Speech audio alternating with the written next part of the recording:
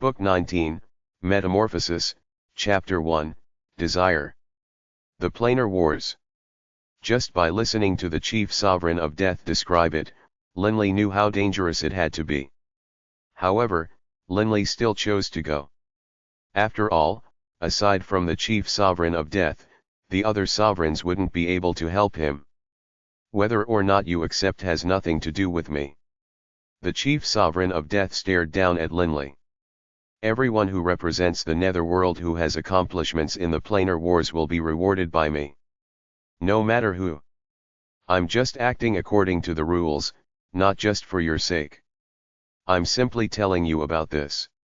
Linley took a deep breath. Sovereign, what must I do in order to go participate in the planar wars?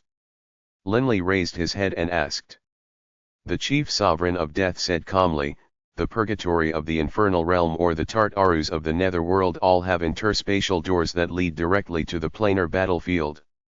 The planar battlefield is connected to all 7 of the divine planes and all 4 of the higher realms. Hurry up and come up with a way of going to my netherworld's Tartarus. By traveling through the interspatial gate, you'll arrive at the planar battlefield.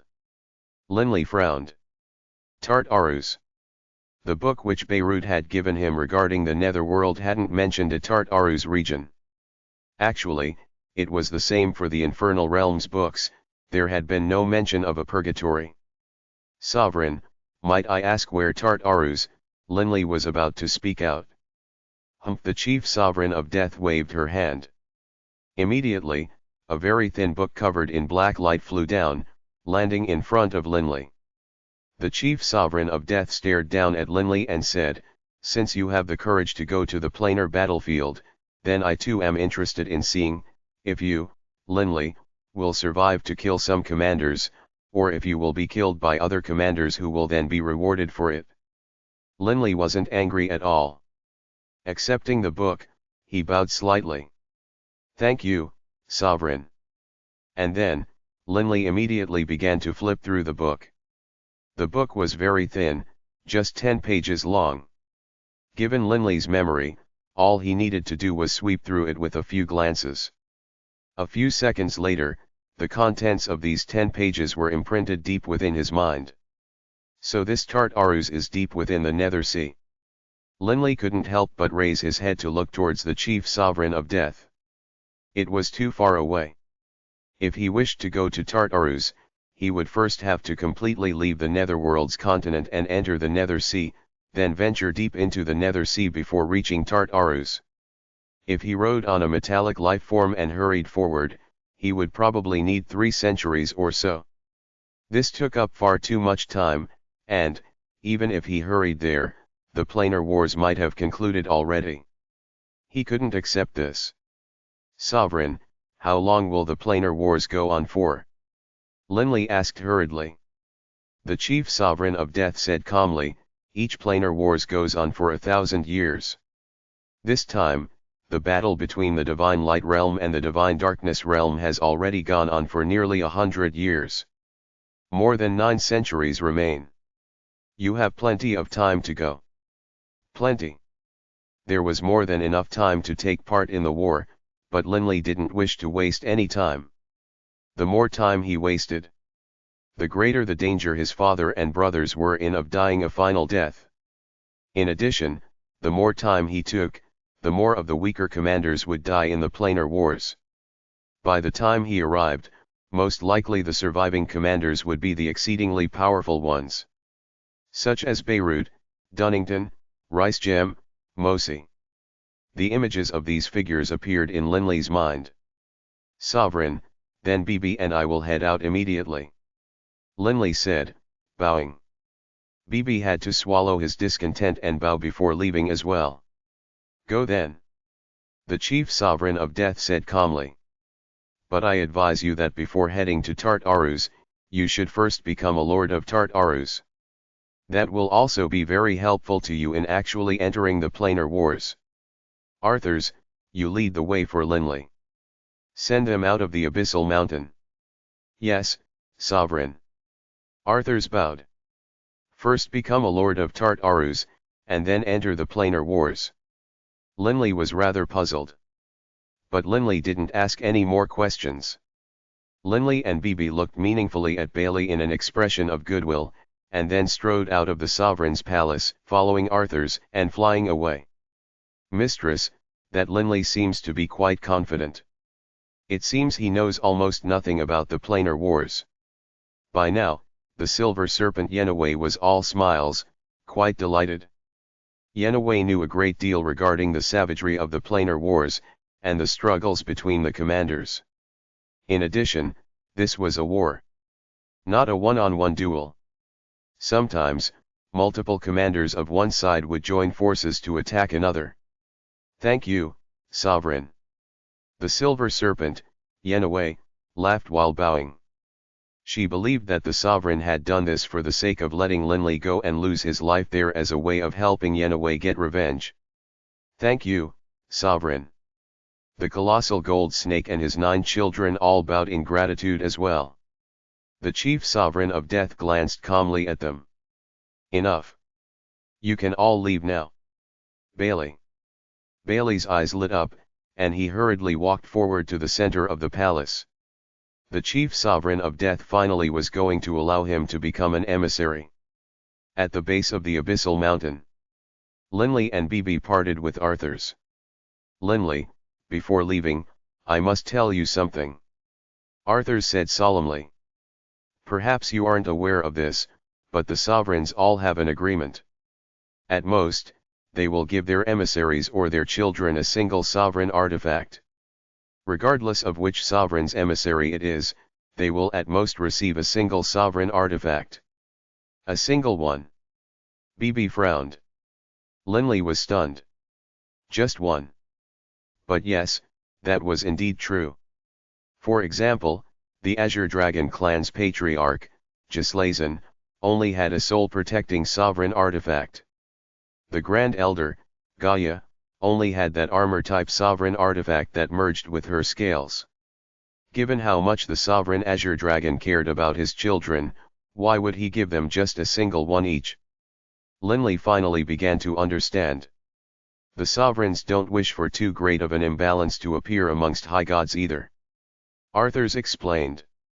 If, hypothetically, a high god not only had an armor-type sovereign artifact that merged into his body, but also a soul-protecting sovereign artifact and an attack-type sovereign artifact, then tell me, even if this sort of high god was weak in terms of understanding the laws, wouldn't he be terrifying? Linley was stunned. If one's material defense, soul defense, and attack power was all powered by sovereign artifacts, this sort of person would indeed be monstrous. That'd be invincible. Bibi muttered. Supreme experts who acquire one sovereign artifact will naturally desire a second one. But sovereigns can't just give them one. But if they want to kill an emissary and seize the sovereign artifact, even if you kill the emissary and the sovereign doesn't deign to lower himself to killing you in retaliation, the sovereign will still take back his artifact. Arthur said. What? Take it back? Bibi stared, wide-eyed. Linley felt surprised as well. Still, it made sense. Each sovereign artifact was the product of countless labors of a sovereign, who then gave it to an emissary. Not avenging the death of an emissary was one thing, but how could they not take back their artifact? Thus, if you want to acquire a sovereign artifact without being obstructed by a sovereign, there's only one method: to participate in the planar wars, and to have accomplishments in battle. If you kill 10 commanders, you'll be able to trade for a sovereign artifact you want. If you kill 20, you can trade for 2. Arthur said. Arthur's, are you saying? Linley frowned. Arthur said seriously, the more powerful a person is, the more one seeks perfection. The planar wars only happen once every trillion years. Some supreme experts who, because of their prowess in battle, have obtained a second sovereign artifact will then wish to acquire a third one. These experts are extremely powerful. Thus, you must be extremely careful. You cannot be the slightest bit incautious.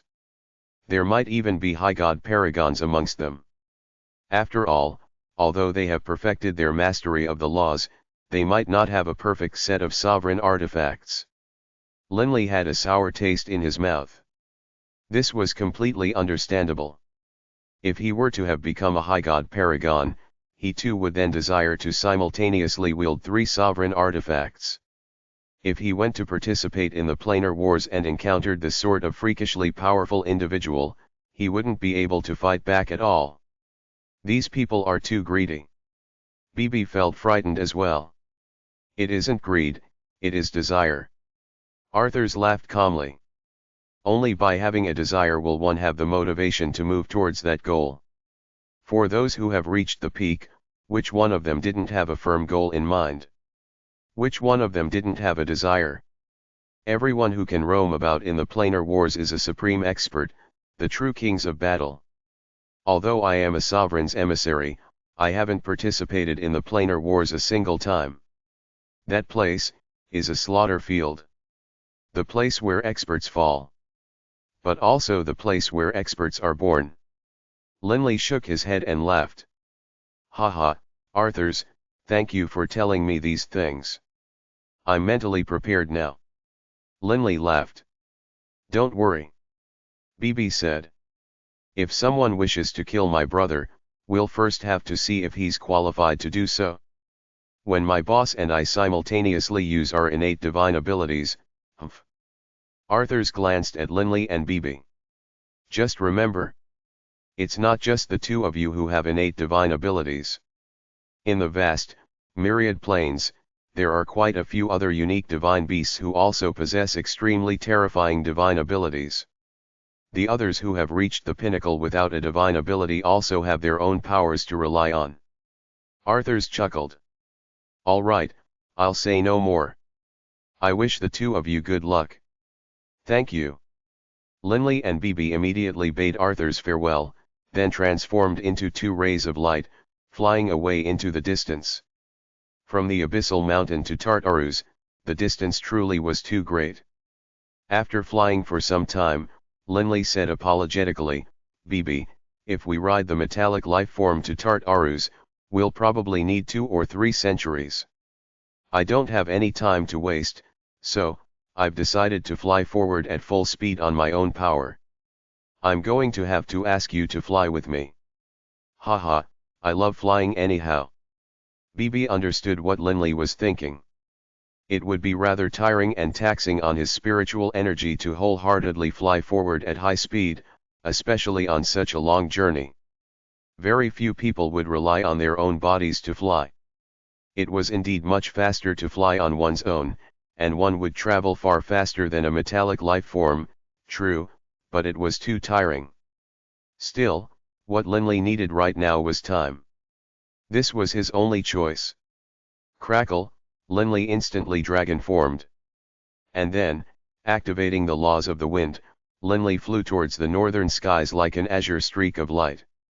If he were to fly at full speed, Linley would outstrip even BB, but Linley also used his divine wind power to help BB slightly. Boss, have you told this to my grandpa yet? BB asked while flying. My divine fire clone has already gone to the forest of darkness to ask your grandpa. We will have some results soon. I don't know what your grandpa will say. Linley wasn't confident about this journey either. Fortunately, his divine fire clone remained in the Yulan continent, and so he could go ask Baruch about this. Moments later. Your grandpa has a reply for us. Linley said. What did he say? BB immediately asked. He should allow us to participate in the planar wars, right? Actually, it doesn't matter even if he refuses. He isn't in the netherworld. Your grandpa agreed. Linley chuckled. Based on what your grandpa said, we need to be careful and not be greedy. He also said that you, BB, should go experience some real danger and so hopefully gain some insights. This would be of assistance to you in improving your understandings of the profound mysteries of the laws. Linley still remembered the tone in which Baruch spoke. According to what Baruch had said, men were supposed to adventure. If they were always hiding and afraid of danger, it would be very hard for them to be successful. Right. Grandpa has already done enough for me. It's time for me to work hard. BB pursed his lips. An azure streak of light flashed through the skies of the netherworld, traveling at such speed that no bandits who saw them would dare to stop them. Even if they were hot-headed, they still wouldn't dare to stop them, nor would they be able to catch them. Rumble, a vast, endless sea of water was undulating slightly. Staring into this deep, fathomless sea was like staring at a titanic, man-eating beast. This was the Nether Sea. The Nether Sea, which was even greater than the infernal realm's chaotic sea. Suddenly, a streak of azure light flashed past the skies above the sea, then in the blink of an eye disappeared from sight. Boss, we're almost at the Tartarus region, BB said. Based on the islands we saw earlier. We'll need just a bit more time before arriving at Tartarus. Linley couldn't help but feel much better as well. After having flown at full speed for more than 30 years, Linley's original body hadn't rested at all for those 30 years. Fortunately, he was able to withstand this sort of exhaustion. And in the past 30 years, Linley's divine clones were all focused on training. However, in 30 short years, his power didn't improve that much. Fortunately, the soul-protecting sovereign artifact, which had the bandage over the flaw be broken through by the colossal golden snake, had been re-repaired quite a bit, after 30 years of effort. Boss, look. An island. BB called out jubilantly. Linley looked over, and saw that extremely far in the distance, land could be seen. We've finally reached Tartarus. Book 19, Metamorphosis, Chapter 2, Flamebone Mountain. Tartarus was divided up into a total of 81 territories. Although they were called territories, in actuality, they represented 81 enormous islands. In the past, when the overgod of death had created the netherworld, he had left behind this unusual region deep in the Nether Sea, Tartarus. These 81 islands were all comparable in size and very close to each other. If one looked at a map of them, one would see that they were arranged into a round shape. Tartarus, the gathering place for the experts of the netherworld. Linley stood there in midair, stared at the distant islands. Tartarus was just like the infernal realm's purgatory, many experts who loved to do battle gathered there. They were arrogant and unyielding, and they loved to fight. After the passage of countless years, the 81 territories of Tartarus had given birth to 81 lords. The lords of Tartarus were thus supreme experts. Upon becoming a lord of Tartarus, one would then have to face the challenges of other experts. Upon being defeated, the new, stronger expert would take the position. Swoosh! An azure streak of light flashed past the skies, quickly descending on the nearest island. Although it was described as an island, that was just in comparison to the vast netherworld continent. If the Yulan continent were to be compared to it, the entire Yulan continent would be but a speck. Every single one of these 81 islands had a circumference of millions of kilometers. As soon as they landed, Linley and BB stared at their surroundings. This was a desolate, dreary land with almost no people. After having flown for so long, I still have no idea which of the 81 islands this island is. Linley frowned slightly. The Nether Sea was too vast. Linley had relied on some unique waypoints to sketch out a rough journey. But the vastness of the Nether Sea meant that even the slightest deviation in direction would result in one ending up in a different island. Their only choice was to first figure out which of the 81 islands they were currently on. That way, Linley would be able to be certain of the locations of the other islands and so go find that interspatial gate. Boss, that's simple. Find someone and ask. However, there really are so few people here, completely different from the netherworld continent. BB said with a frown. Linley laughed. Everyone who dares to come to Tartarus is an expert. Even if 10 million or 100 million people were present, given how large the island is, that still would be a small figure. I imagine everyone would be clustered towards the center. Oh, hey, someone's over there. Linley's eyes lit up. From afar, a golden-haired male was flying forward at high speed. Let's go ask. Linley and BB flashed forward like lightning, piercing through the skies in pursuit. The golden-haired man turned back to look and was shocked. What fast speed! Not easy to deal with. Killings occurred in Tartarus at every moment. This golden-haired man didn't dare to flee, for fear of angering them. He came to a halt, waiting for Linley and BB to arrive and halt in front of him, then forced out a smile. What do the two of you need? However, he looked with a special surprise towards Linley, who was currently in dragon form. Don't worry. BB said soothingly. We aren't here to cause you trouble, just to ask you a question. Which of the 81 islands of Tartarus is this island? The golden-haired man let out an inward sigh of relief, then replied, this island is the Lotus Cliff Island of Tartarus. Lotus Cliff Island? It seems in our haste to get here, we did indeed go slightly off our mark. We were originally planning to head to Willowshoe Island. A map of the 81 islands of Tartarus appeared in Linley's mind, and he immediately knew where he was located, and where they should head next. Thank you. Linley said to the golden-haired man, then said, BB, let's go. Linley and BB, without resting, immediately flew into the air once more, flying directly eastwards at high speed. Whew! The golden-haired man, watching Linley and BB leave, finally let out a sigh of relief. The aura from the dragon-formed Linley was enough to cause him to be nervous. The centermost island of Tartarus, Flamebone Island. Flamebone Island's most famous location was Flamebone Mountain. Flamebone Mountain didn't have any supreme experts living there, but it was the place which held the interspatial gate leading to the planar wars. Each time a planar war was about to begin, large numbers of people would pass through from here to the planar battlefield. Flamebone Island. The vast land of this island had a few occasional ancient stone buildings scattered throughout it.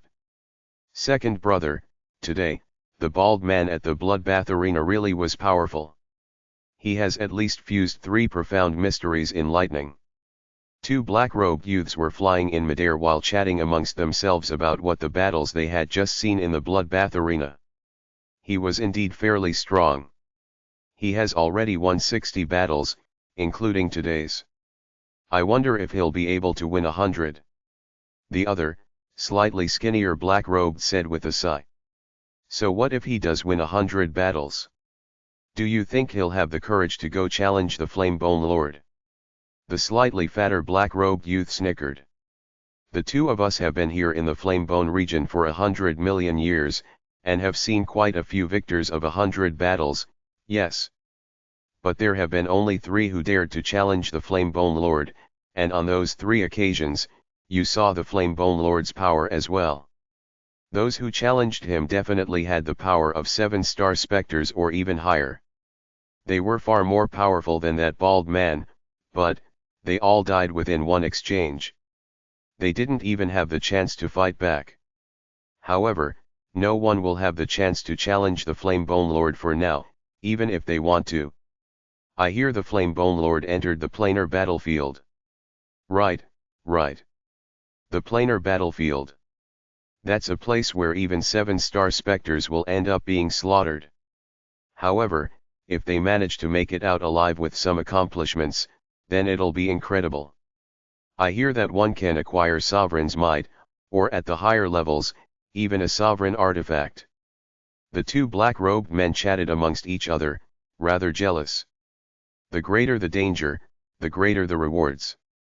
However, the vast majority of people would turn green with fear when discussing the planar battlefield and not dare to enter. The black-robed brothers suddenly turned to stare into the distance. 2 blurs streaked across the sky in a flash, advancing forward at high speed. They were so fast that the 2 black-robed brothers immediately grew alert. They came to a halt, and saw that it was a youth dressed in a long, sky blue robe and a youngster wearing a straw hat. The youth said with a smile, "Apologies. There's something I would like to ask. Do either of you know where Flamebone Mountain is?" Linley knew that the Flamebone Island had a Flamebone Mountain, but had never been there before. Flamebone Mountain. The two black-robed brothers felt their hearts tremble, and they forced smiles onto their faces. Flamebone Mountain. Just head in that direction for a few 100,000 kilometers, and you'll see an enormous mountain blazing with fire from afar. That is Flamebone Mountain. The slightly fatter black-robed youth said with a laugh. "Thanks, you too." Linley chuckled, and then he and Bibi immediately flew towards the direction the black-robed youth had pointed towards at high speed. "Whew!" The black-robed brothers glanced at each other, shock in their eyes. Heading to Flamebone Mountain at a time like this? It seems they are headed for the planar wars. However, it won't be so easy for them to get in. The slightly fatter black-robed youth's eyes lit up. "Second brother, tell me, which of those two is someone on the level of a Tartaru's lord?" Linley and Bibi flew in the designated direction for a short while. They soon saw, in the distance, an enormous mountain which was covered by swirling, dim, dark red flames. This mountain was tens of thousands of meters tall. Although it wasn't as tall as the Abyssal Mountain, it was quite high for an island. Flamebone Mountain. Linley's eyes narrowed. "We've hurried all the way over here. At least we finally have reached Flamebone Mountain." Bibi revealed a smile as well. Linley immediately returned to human form. For now, there was no need for them to hurry. After staring at Flamebone Mountain for a short period of time, Linley and Bibi immediately flew straight to the base of the mountain. Flamebone Mountain was pitch black, and there was no hint of any vegetation about it. It seemed as though it was completely made from black stones. The surface of the mountain was covered with swirling, dark red flames. These dark red flames had never been extinguished, despite the passage of countless years. Even at the base of the mountain, Linley could sense the strange, bizarre aura emanating from those dark red flames. Linley raised his head, staring towards the tip of the Flamebone Mountain. At the tip of this Flamebone Mountain, which was perpetually covered in flames, an extremely large black castle was constructed. This black castle was also surrounded by swirling, dark red flames. Swoosh! Swoosh! Linley and Bibi rose into the sky. Within a few moments, they arrived at the gates to the black castle. The castle was completely black, but the main gates were a dazzling bloody red color. Just looking at the door, Linley sensed a killing aura flooding towards him. There were more than 10 people standing at the entrance to the castle, all dressed in black armor. "Newcomers, halt!" One of the guards barked. "We are entering the planar battlefield," Linley said directly. "Hurry up and get out of the way." Bibi barked coldly. The 10+ guards looked at each other, rather stunned. The look on the face of the first guard who had shouted immediately turned friendly. He immediately laughed. "So my lords are entering the planar battlefield. Might I ask which of you two lords is a lord of Tartarus?" "Lord of Tartarus?" Linley and Bibi were stunned. Seeing the look on their faces, the guard frowned slightly, but he immediately said, "Then, of the two of you, my lords, which is a lord prefect of the netherworld?" Linley and Bibi were both lost. "Hey, we're going into the planar battlefield. Why mention the Tartarus lords or the lord prefects of the netherworld?" Bibi barked impatiently. "Hurry up and lead us to the interspatial gate and let us enter the planar battlefield. We're in a hurry and have no time to waste with you." The 10+ guards, who had been all smiles earlier, suddenly had cold looks on their faces. F***ck off. One of the guards barked coldly. "Don't cause trouble here. If you keep causing trouble, don't blame us for being merciless." Linley and Bibi, hearing this, were both stunned. Bibi couldn't help but grow enraged. "What did you say? If you let us in immediately, I won't quibble about what you just said, but otherwise. I told you to *CK off. The guard roared coldly. A long black spear suddenly appeared in his hands, and he casually pierced towards BB with it. The long black spear, when stabbing out, flew forward like a black dragon, causing ripples in space to appear. But BB just stretched out with his hand, easily clamping onto the tip of the spear. The guard was stunned. Enraged, he wanted to pull free, but he wasn't able to. The other guards were stunned as well. BB, don't get in over your head. They are the soldiers of a sovereign, after all. Linley sent mentally. BB stared angrily at this guard. Speak. If it wasn't for the sake of the sovereign, I would have killed you long ago. Speak. Why won't you let us in? The guard finally realized how powerful the person in front of him was. Although he was a sovereign soldier, if he really did end up infuriating this person and being killed by him, that would be a terrible death. He hurriedly said, "Milords, it isn't that we won't let you in, it is that you truly cannot enter.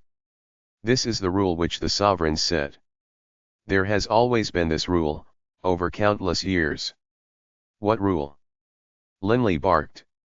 To activate the interspatial gate and enter the planar battlefield, one person in the group must be a lord of Tartarus or a lord prefect of the netherworld. They are allowed to bring people in. But ordinary high gods are not qualified to enter on their own.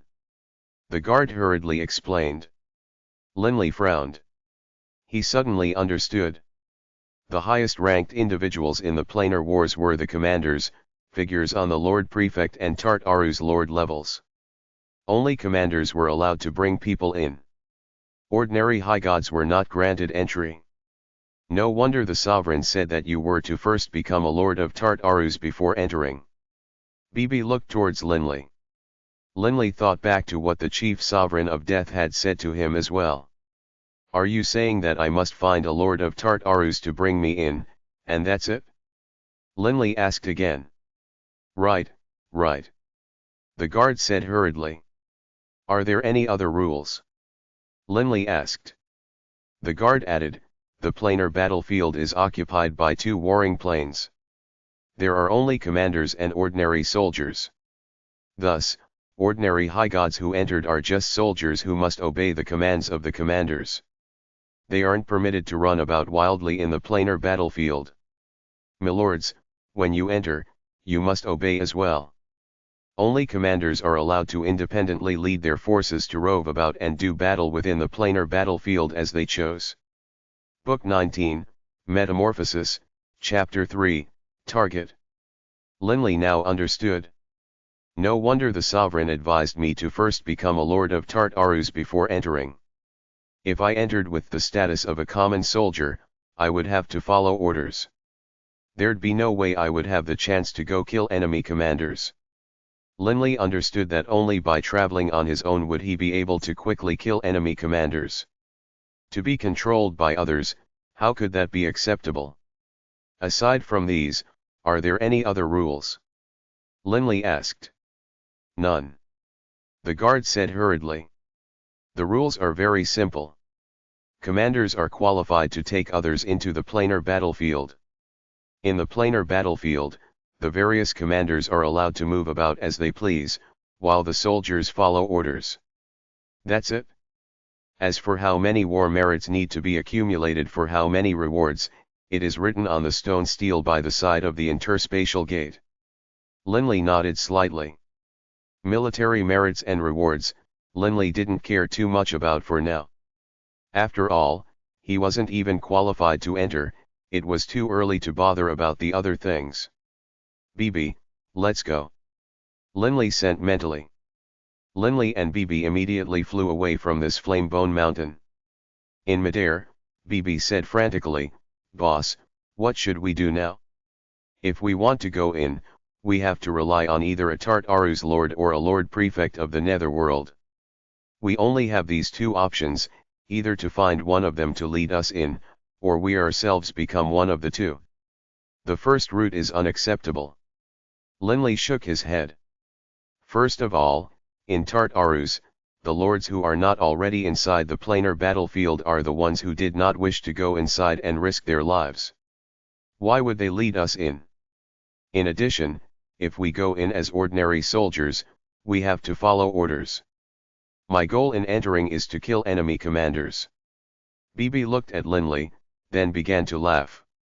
Boss, are you saying we have to come up with a way to become a lord of Tartarus? Linley said slowly. Haha, I approve. Bibi's eyes were shining, but then he frowned. But it won't be that easy. No, it won't. There are no weaklings amongst the lords of Tartarus. Linley also knew that every single one of the Tartarus lords, when defeated, would be replaced by another expert. This process, over the course of countless years, had resulted in the 81 Tartarus lords being individuals of terrifyingly great power. He himself knew Rysgem and Mosi, two purgatory commanders of the infernal realm. Baruch, in turn, was the Lord Prefect of Indigo Prefecture. There should still be strong members and weak members amongst the 81 Tartarus lords. The strong would be like Baruch and Dunnington, but even the weaker ones shouldn't be weaker than me. Linley said. If I were to challenge an individual on the same level as your grandpa, Baruch, that would be throwing my life away. Bibi nodded as well. If we find a weak one, we'll still have a chance. But who is strong and who is weak? Linley frowned as he spoke. The other tricky thing right now is that we don't even know what the rules are for challenging the Tartarus lords. Also, which Tartarus lords are already in the planar battlefield, and which are still in Tartarus. I have to learn this as well. Even if we have decided already to do battle, we still need to find a target first. Not a single one of the 81 Tartarus lords will be easy to deal with. Linley didn't know anything about these lords of Tartarus. Bibi had a sour look on his face as well. He, too, had no idea, but he then said, Boss, in the 81 regions, there are cities in each region, right? There must be many people in the cities. It will be easy for us to investigate there. Bibi said. That's our only option. Linley nodded. In the central region of Flamebone Island, there was a city. Things clearly were much more lively within the city. In a restaurant, Linley and Bibi were seated facing each other. Linley glanced at his surroundings, discovering that just as expected, there were many high gods present here in Flamebone City. But there were gods and demigods present as well. It seems as though they are the children left behind by those high gods of Tartarus. Linley guessed. The two of you, this is our restaurant's menu. A smiling god delivered the menu. Linley looked at him while setting up his godrealm. The look on the waiter's face changed, and he looked warily at Linley, who just laughed. Don't worry. I just want to ask you a few things. Please speak. The waiter was still able to maintain his calm. Are there any rules in Tartarus to challenging the lords of Tartarus? Linley asked. The waiter gave Linley a puzzled look, but then said, That's easy. In the 81 regions, every single regional capital will have a bloodbath arena. As long as one consecutively wins 100 battles within the bloodbath arena, then, the victor of the 100 battles will be qualified to issue the local lord of Tartarus a challenge. Oh! Linley's eyes lit up. Isn't that the same as Maluto Island? Bibi began to laugh as well. Perhaps Maluto Island was copying the way things were done here in Tartarus. I wish to know if there are any peculiarities about the 81 Tartarus lords. Who is strong? Who is weak? And also, which of them are here in Tartarus, and which of them have gone to the planar battlefield? Linley asked in succession. The waiter said resignedly, Milords, how should I know? Linley chuckled. Waiters generally knew a great deal of information. Linley thus asked again, Then tell me, who does know? Who knows the most? The waiter said hurriedly, In our city, there are intelligence reports regarding the various Tartarus lords for sale. Intelligence reports for sale. Linley's eyes lit up. It made sense. Wherever there was a demand, there would be a market. Most likely, many people had the desire to challenge one of the 81 Tartaru's lords. Naturally, many people would want to know some details regarding the 81 Tartaru's lords. Where are they sold? Take me there, and I'll give you 10,000 inkstones. Linley said calmly. Here are 5,000 inkstones. Afterwards, I'll give you 5,000 more. Linley immediately gave him the money. Inkstones could also be used here within the netherworld. 10,000 inkstones. The waiter's eyes instantly lit up. He wasn't worried that Linley would attack him within the city limits either. He immediately said, Fine, but might I ask, when do you wish to go, milords? After eating, or right now? Linley and Bibi both stood up. All right. Please wait a moment. I'll go speak with the boss. The waiter was very friendly. Boss, it really was simple. Bibi laughed as he looked at Linley. In a place like this restaurant, where the dragons mingle with the fish, these waiters will hear many things and learn many things. It is convenient to ask them. Linley let out a sigh of relief in his heart as well. So this city actually had intelligence reports devoted to the 81 lords. This made things much simpler. Milords, follow me. After having taken their 5,000 inkstones, this waiter became very friendly, immediately leading the way. While walking on the streets, Bibi said, puzzled, could it be that the 81 lords of Tartarus are not opposed to this sort of intelligence report sales? The lords of Tartarus are experts who are far above us. What could they possibly fear? The waiter said hurriedly. They don't care about this at all. Actually, even in our city's official castle, there are also reports regarding the 81 lords of Tartarus for sale. However, the price is too high. You need 1,000,000 netherstones for a copy. The place I am taking you to will be much cheaper, you only need 10,000 netherstones for a copy. Linley laughed. For this sort of intelligence report, once a single person bought a copy, that person could reproduce tens of millions of copies and sell them. This was a good line of work to get into. Most people don't know about these secretive places, but I've been in this business since I was a kid. The waiter said. Since you were a kid? Bibi said in surprise. The waiter nodded. Tartarus has no transportation arrays. Virtually everyone who originally came to Tartarus was a high god. We demigods and gods were all born here in Tartarus.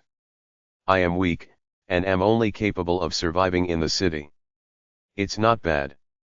There aren't too many people in Tartarus, so the prices of the houses are quite low. Linley laughed as well. In the continents of the netherworld and infernal realm, the prices of the city houses were extremely high. However, here in Tartarus, there were many remote areas which were completely unpopulated. Clearly, each island had a fairly low population, and so naturally, the housing prices were much better. But although there weren't many people here, there were many experts. This fellow really is familiar with the city. Linley sighed to himself. The waiter led Linley and Bibi forward in a very practiced manner, passing through various small alleyways and remote paths in a constant advance. In but a few moments, they arrived in front of an ordinary little courtyard. Here we are. Right here. Linley glanced at the courtyard. He couldn't see anything special about it. Open the door. The waiter immediately knocked on the door. Soon, the courtyard door opened. A muscular, silver-haired man walked out, giving them a glance. After seeing the waiter, he laughed. So it's you, kid. What is it? Did you help me bring a customer? We need a set of reports regarding the 81 lords of Tartarus. Linley said. Please enter, you two. The silver-haired man said hurriedly. The waiter immediately looked towards Linley and Bibi. Linley laughed, then very casually pulled out 5 pieces of azurite, handing them to the waiter. The waiter immediately accepted them. "Thank you, milords. I'll leave now." "You just made quite a bit, kid." The silver-haired man chortled. "The two of you, please come in." Linley and Bibi followed him into the courtyard. There were actually more than 10 people seated there, 3 of whom were high gods, the others all gods or demigods. One of them, a red-haired youth, rose to his feet, smiling as he came to welcome them. The silver-haired man said, "Second bro, they want a copy of the intelligence reports on the 81 lords of Tartarus." "Right." Linley nodded. "Oh, do you want the concise version, the detailed version, or the secret version?" the red-haired youth said. Linley was startled. The intelligence reports were divided into 3 levels. "I imagine there must be a difference in price as well." Bibi laughed. The red-haired youth nodded. "Naturally. The concise versions are 10,000 netherstones. The detailed versions are 100,000 netherstones. As for the one with all the secrets, that costs 1,000,000 netherstones." The nearby silver-haired man said hurriedly, "But of course, you can also use inkstones to trade." "Describe the differences." Linley said with curiosity. "The ordinary version introduces the 81 Tartarus lords, what laws they specialize in, and how many battles they have been in and won, as well as their living locations." The red-haired youth said. "The detailed version has the laws they specialize in, their ultimate techniques, and whether or not they have gone to the planar battlefield. It also has detailed descriptions of each and every public battle they have been in. Every single one of them." The red-haired youth smiled. Bibi's eyes lit up, and Linley laughed as well. This was good. It even had the ultimate techniques and laws which the lords specialized in, as well as descriptions of each battle. This was indeed excellent. "And the secret one?" Linley said, curious. "The secret one includes information on the family and friends of the 81 Tartarus lords, what they often do, what sort of temper they have, and what not. But of course, because this information is too closely held, I can't guarantee its accuracy. Aside from these written materials, many scryer recordings are also provided, all of them of the public battles of the 81 Tartarus lords." The red-haired youth said. Linley and Bibi glanced at each other. Good heavens, this was too detailed. Written information, paired with large amounts of scryer recordings. This would definitely allow for one to gain a clear understanding of those Tartarus lords. Bibi laughed, "Then we want the secret version." The red-haired youth and the silver-haired man all began to laugh. "Excellent. We'll arrange for a copy to be brought over." 1,000,000 inkstones, to Linley, was nothing. And for this red-haired youth, these intelligence reports could be duplicated, and so their own costs were quite low as well. They, too, knew that many experts would choose the secret-level version. And, to experts, 1,000,000 was nothing. "Here they are." The silver-haired man walked out of a room, carrying a large chest. Within the chest, there was a large amount of written material, as well as quite a few crystal balls. "Excellent." Linley walked over, sweeping them with his gaze. "Lotus Cliff region. The lord here is Crimson Might, and he lives within Lotus Cliff regions." Seeing a line of words atop one of the written documents, Linley nodded slightly. "Fine. Here are 1,000,000 inkstones." Linley handed over a large piece of azurite. "If the two of you need to know other information regarding the Tartarus region, just come find us. We give a 10% discount to repeat customers." The red-haired youth chortled. Linley just laughed and, with a wave of his hand, drew the entire chest into his interspatial ring. With such detailed information, he could now determine exactly who he should select. Book 19, Metamorphosis, Chapter 4, Red Cliff Lord. Flamebone region. Within an upstairs, Private room in a restaurant. Enough. Unless we call for you, no need to enter. Linley instructed. Yes, sir.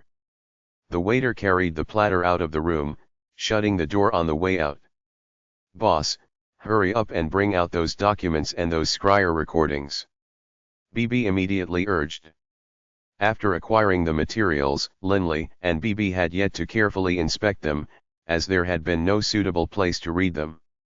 After all, they couldn't just start flipping through them on the streets, right? Don't be impatient. Linley laughed. With a thought, he made the large chest materialize, and it hovered above the table. Linley moved the 3 dishes and the wine on the table to one side, then placed the thick stack of materials onto the table. So many. BB stretched his hand out, grabbing the documents. Let's not waste time. BB, you and I will each take half. Let's all do a quick read-through of these documents and see which Tartaru's lord is suitable to be our target. Linley said. While speaking, Linley began to flip through a large pile of documents, first reviewing the ones related to the rules of challenging the lords of Tartarus. If he was going to challenge a lord, it would be very important for him to know the rules. While reading, BB suddenly looked towards Linley and asked, Boss, should you go challenge, or should I? Linley lifted his head to look at BB, then laughed. BB, not just anyone can go challenge a lord of Tartarus. The prerequisite is that you have to be a victor of 100 battles in the arena, winning 10 consecutive battles each day for 10 days. BB, do you think you will find it easy to win 10 battles in a row? Of course. With my innate divine ability, God-aidor, I refuse to believe anyone will be a match for me. BB said confidently. What if you didn't have access to the innate divine ability? Linley laughed while asking. BB was speechless. If he didn't have the innate divine ability God-aidor, he, BB, simply had tough defense, but in terms of offense, the only thing he had to rely on was a Godspark weapon. He would be able to use it to defeat ordinary high gods, but not a single person who dared to participate in the bloodbath arena would be a weakling. Weaklings would simply be going to their deaths. It would indeed be hard for BB to win. But I do have my innate divine ability. Boss. Your hypothetical is meaningless. BB argued. Linley wiped the smile from his face, then said solemnly, BB, if you want to rely on your innate divine ability to win 100 battles in a row, then first of all, your soul is only able to use it twice in succession.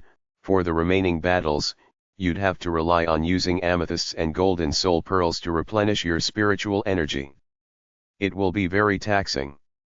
And secondly, BB raised an eyebrow. Linley continued, secondly, we are going to go challenge a lord of Tartarus. Thus, it's best if we don't reveal our trump cards right away. BB, think about it.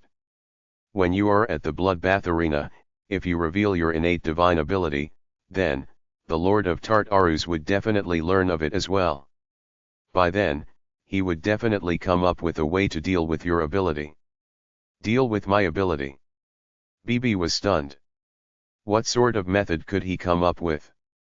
Preemptively kill you. Linley said with a calm laugh. I'm not afraid. BB said.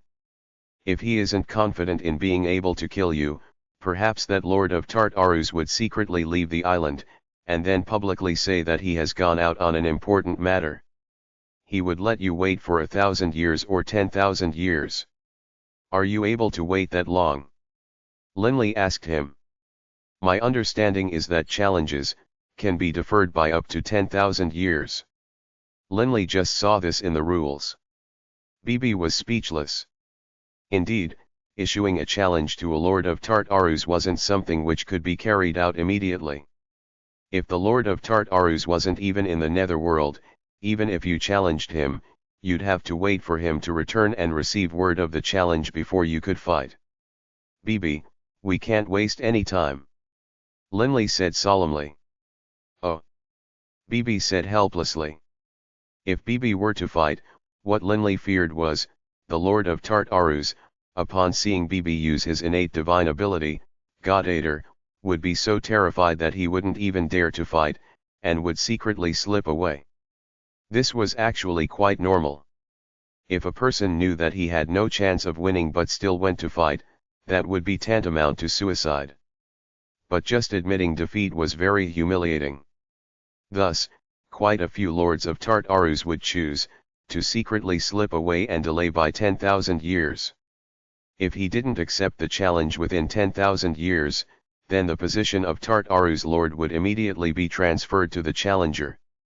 This was a method by which the challenger would receive the position of Tartarus lord, and the former incumbent would also be able to save a bit of face.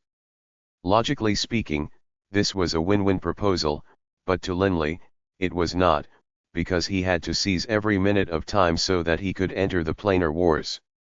The planar wars, however, only had 800 years remaining. He wasn't able to wait that long. Right. Bibi nodded slightly. Bibi, when I attack, I am capable of completely hiding my power. For example, if I don't dragon form and don't use my innate divine ability. But of course, I still have to show one thing off slightly, my Blackstone space. But I'll weaken even the gravitational power of my Blackstone space. It will be more than enough against those 5-star fiends, 6-star fiends, and 7-star fiends. Linley said with a calm laugh. He would lower the power of the Blackstone space to the level at which it was at when he was just a god. Linley's full-force Blackstone space was something which ordinary 7-star fiends might just barely be able to resist, even if they went all out, resulting in them being slaughtered at will. If he only exerted 1/10 of the power of the Blackstone space, that was already enough as far as Linley was concerned. Just by showing a bit of my power, I'll be strong enough to win 100 consecutive battles. I trust the Lord of Tartarus wouldn't be afraid to fight me just because I revealed a little bit of power. By then, when the time comes, I'll use all my strength. Bibi, what you need to do is carefully look through the materials and see who amongst them has a supreme technique that is perfectly countered by me. Linley said. Bibi laughed and said, "Haha, boss, you want to win in a backhanded way, eh? Fine, I'll take a look and see whose strengths are countered by you." Linley began to carefully flip through the materials as well. In total, there were 81 Tartarus lords, and of course, they couldn't all be perfect, invincible experts with no weaknesses. Perhaps some of them would just so happen to be countered by Linley's strengths. So powerful. While flipping through the materials, Linley couldn't help but suck in a cold breath. The Lotus Cliff Lord, the lord of the first island I arrived at, has actually not been challenged in countless years for his position. His supreme technique creates a translucent flame which kills anyone it touches, without exception. Linley felt his heart turn cold as he read through the materials. Each of the experts who dared to challenge a Tartarus lord possessed confidence as well as their own supreme techniques. But without exception, each of them touched by that translucent flame was killed. Boss, this flame bone lord is so powerful. In the past 100 million years, 3 people came to challenge him, all of whom were killed in a single blow. Bibi called out in surprise as well. Bibi, these people have held their positions unshakably firm for countless years, and the challengers were all easily killed. For now, let's put these especially strong Tartarus lords off to one side. Linley said immediately. Linley didn't have confidence in being able to defeat those Tartarus lords who had never had their positions threatened and who had never been forced to reveal too much of their power. While reading through the many documents, Linley felt his blood beginning to stir. So many experts. One challenge after another, one death after another. However, the netherworld had countless experts in pursuit of perfection. In their hearts, becoming a Lord Prefect or a Tartarus Lord was their dream. For the sake of their dreams, they wouldn't be afraid to sacrifice their lives. Occasionally, some would succeed and become a new Lord of Tartarus. So indeed, amongst the Lords of Tartarus, there are a few who are monstrously powerful, but some who aren't too terrifying.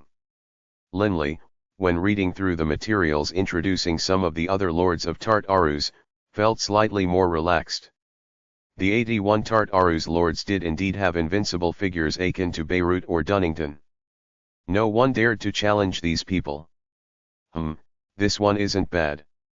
Linley's eyes lit up as he carefully read through some more documents. Oh, an expert in the laws of water.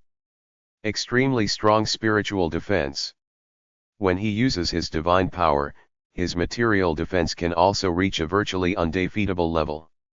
And his material attacks are extremely powerful as well. Linley carefully read through this person's description, and he began to feel a bit of confidence in his heart. He was choosing an opponent. Linley completely ignored the Tartarus lords who were legendary for their soul attacks. Linley had some degree of confidence in his ability to deal with material attacks, and in addition, this lord of Tartarus he had taken an interest in had developed a monstrously powerful defense through using divine power in forming a constant, unbreakable layer of armor. If I were to use my innate divine ability, Dragon Roar, to change his flow of time, with time changed, the defense he controls with his divine power will definitely no longer be perfect, especially given that I'll also be using powerful gravitational powers on him through my Blackstone space. Linley couldn't help but begin to laugh, and he hurriedly began to review the documents regarding other details of this individual. But then, his face froze, because he saw a line of words on the second page. What? He went to the planar battlefield. Next one. Linley had no choice but to do this. There was nothing he could do. The 81 Tartarus lords were almost all proficient in soul attacks. Even if they weren't proficient, their soul defenses were generally quite strong. Linley's soul defense was actually quite strong as well. Given his spiritual energy was at the high god level, that he had fused 3 profound mysteries, and that he had that innate azure glow surrounding his soul as well as the damaged soul-protecting sovereign artifact, he was already beyond the level of most 7-star fiends. But his opponents were the lords of Tartarus, after all. Truly supreme experts. Boss, I have one here. BB suddenly called out. Linley raised his head and looked over. Where is he? Not in the planar battlefield, I hope. Nope. The intelligence report says that he is still within his realm. BB said hurriedly. Tell me about him. Linley's eyes lit up. He's the same as you, boss. An expert of Earth. BB laughed. Oh. Linley's eyes lit up. Linley actually preferred to deal with Earth-type experts, because he had thoroughly analyzed the laws of the Earth, and so it would be easier for him to deal with it. BB continued, this person's soul defense is extremely strong. The recorded battles state that he didn't seem to be impacted at all by any soul attacks. His soul defense is absolutely monstrous. But he isn't specialized in soul attacks, nor has anyone ever seen him use any powerful soul attacks. The intelligence report hypothesizes that he probably has a soul-protecting sovereign artifact. Linley nodded slightly. Although the throbbing pulse of the world was related to the soul, the laws of the earth still weren't that strong in soul-related matters. It was the edicts of life, the edicts of death, the edicts of fate, and the elemental laws of fire which were strongest in the soul. His strength is material attacks. He is able to easily break apart high god artifacts with one blow. His fists and his warblade are exceedingly, terrifyingly powerful. Also, he specializes in speed. He is monstrously fast. On quite a few occasions, those who challenged him were sent smashing backwards by his fist before even touching him. They admitted defeat. BB explained. Linley began to laugh. Speed. Material attacks? No matter how fast a person was. Within Linley's full-force Blackstone space, how fast could he be? Material attacks? In dragon form, when using the Godspark weapon Mirage in executing the Firmament Splitter, Linley wagered that the power of his sword blows shouldn't be much weaker. And I also have my innate divine ability, Dragon Roar. Linley laughed. Boss, I've gone through this entire pile of documents. I feel that this particular Lord of Tartarus just so happens to be countered by your strengths. You should have a better than 80% chance of victory. Only, I'm not sure, if this Lord of Tartarus was hiding anything in reserve. BB said resignedly. Hiding something in reserve? Someone who trained in the laws of the earth, even one who understood spiritual attacks well, wouldn't possibly be as powerful in that aspect as someone who trained in the edicts of death or laws of fire. After all, much of the edicts of death pertain to the soul, and the edicts of fate were almost completely linked to the soul. Anybody is capable of holding something in reserve. However, since he is of the laws of the earth, I have some confidence in dealing with him. Let me look. Linley immediately received the materials, taking it over from BB. He began to carefully review these materials. While reviewing the battles undergone by this Tartarus lord, Linley began to feel more confident. The specialty of this Lord of Tartarus was his speed and his material attacks. The two synergized well, making him almost invincible. Unfortunately, he just so happened to be countered by Linley. Perhaps this Lord of Tartarus would be able to easily defeat supreme experts who specialized in soul attacks, but upon encountering Linley. Red Cliff region, et. Linley nodded slightly. Him it is. Book 19, Metamorphosis, Chapter 5, Sudden Emergence. Linley and BB walked forward, shoulder to shoulder. Linley had a rare hint of a smile on his face. There, in the restaurant within Flamebone City, Linley and BB decided that their target would be the Red Cliff Lord, and also carefully reviewed the detailed reports regarding this Red Cliff Lord, and also viewed his scryer recordings. Seeing the scryer recordings, Linley sighed in amazement. The speed of this Red Cliff Lord was indeed monstrous. Linley had never seen anyone as fast as this individual. However, Linley was still completely confident. Those who specialized in speed, upon encountering the Blackstone space, even if they were originally as fast as a hare, they would become as slow as a tortoise. Battles are forbidden within the cities. Only in the bloodbath arenas are battles permitted.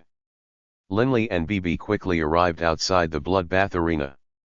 The bloodbath arena, in size and scope, was comparable to the arenas which Linley had originally encountered at Malugo Island.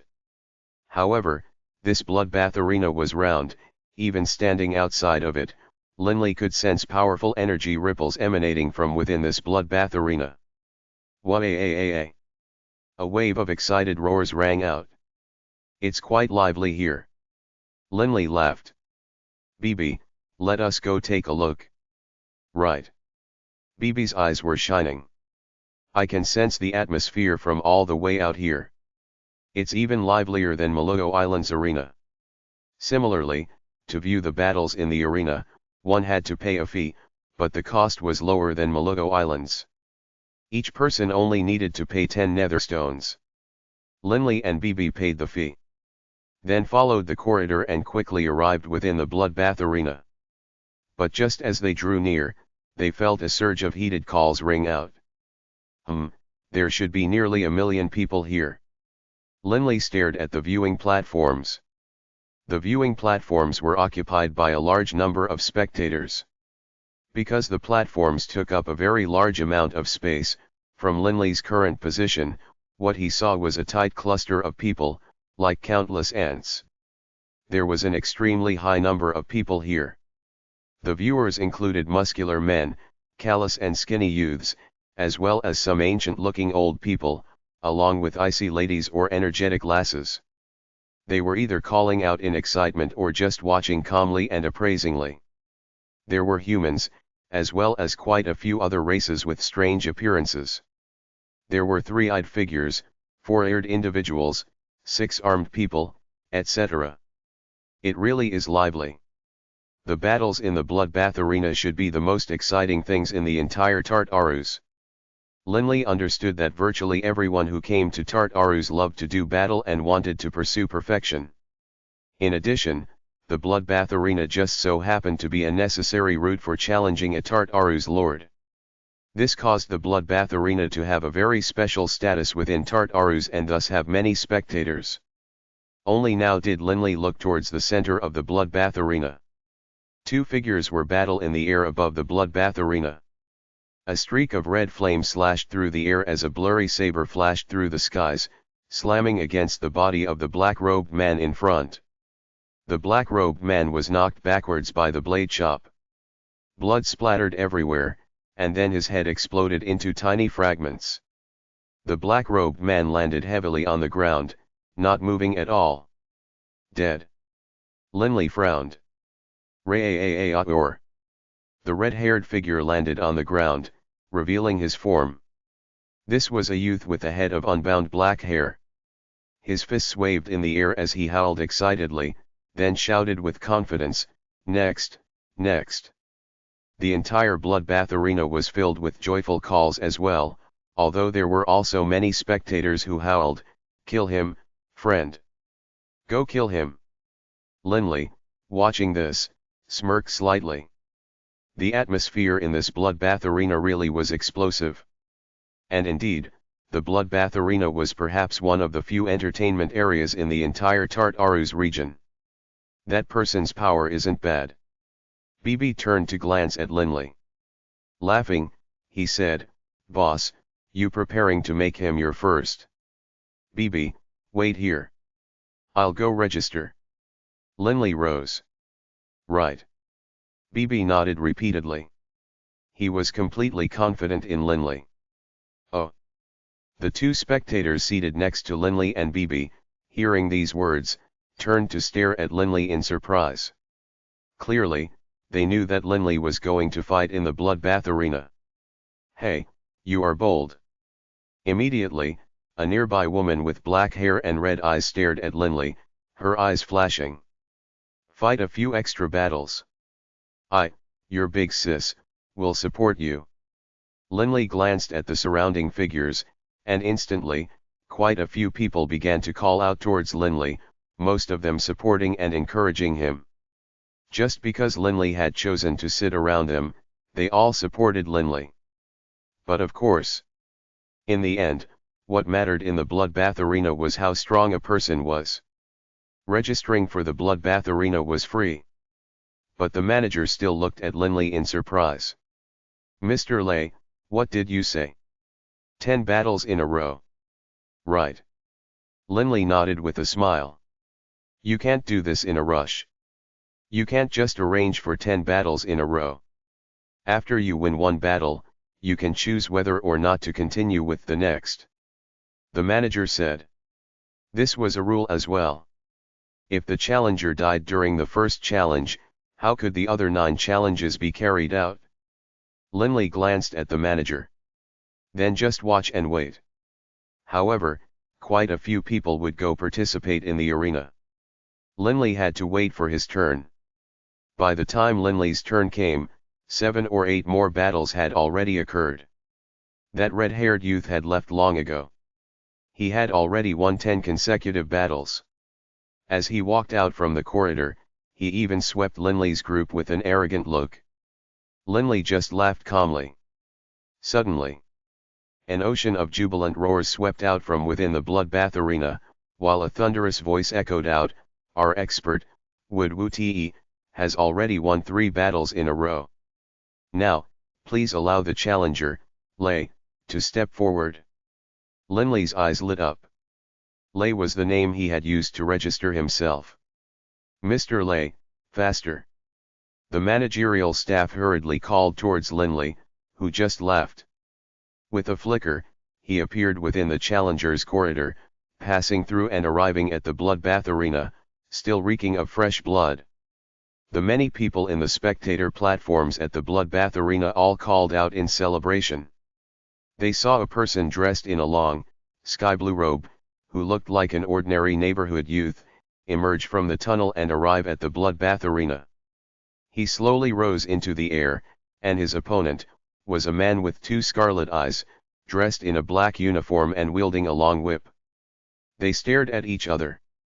The entire bloodbath arena was filled with an explosive atmosphere.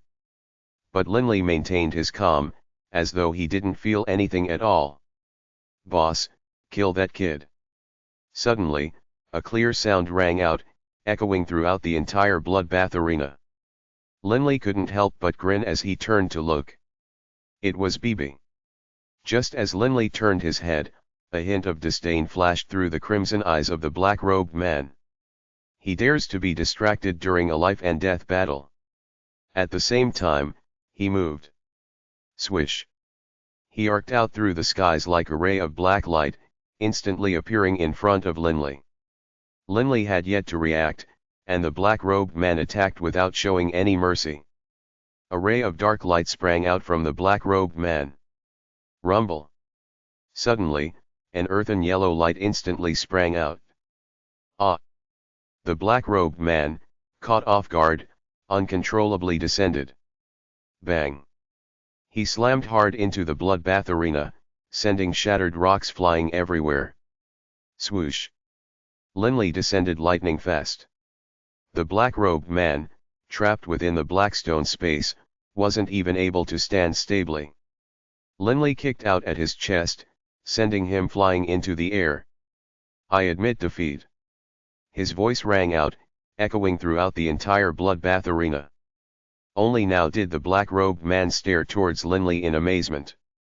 Having felt the blackstone space, he was terrified.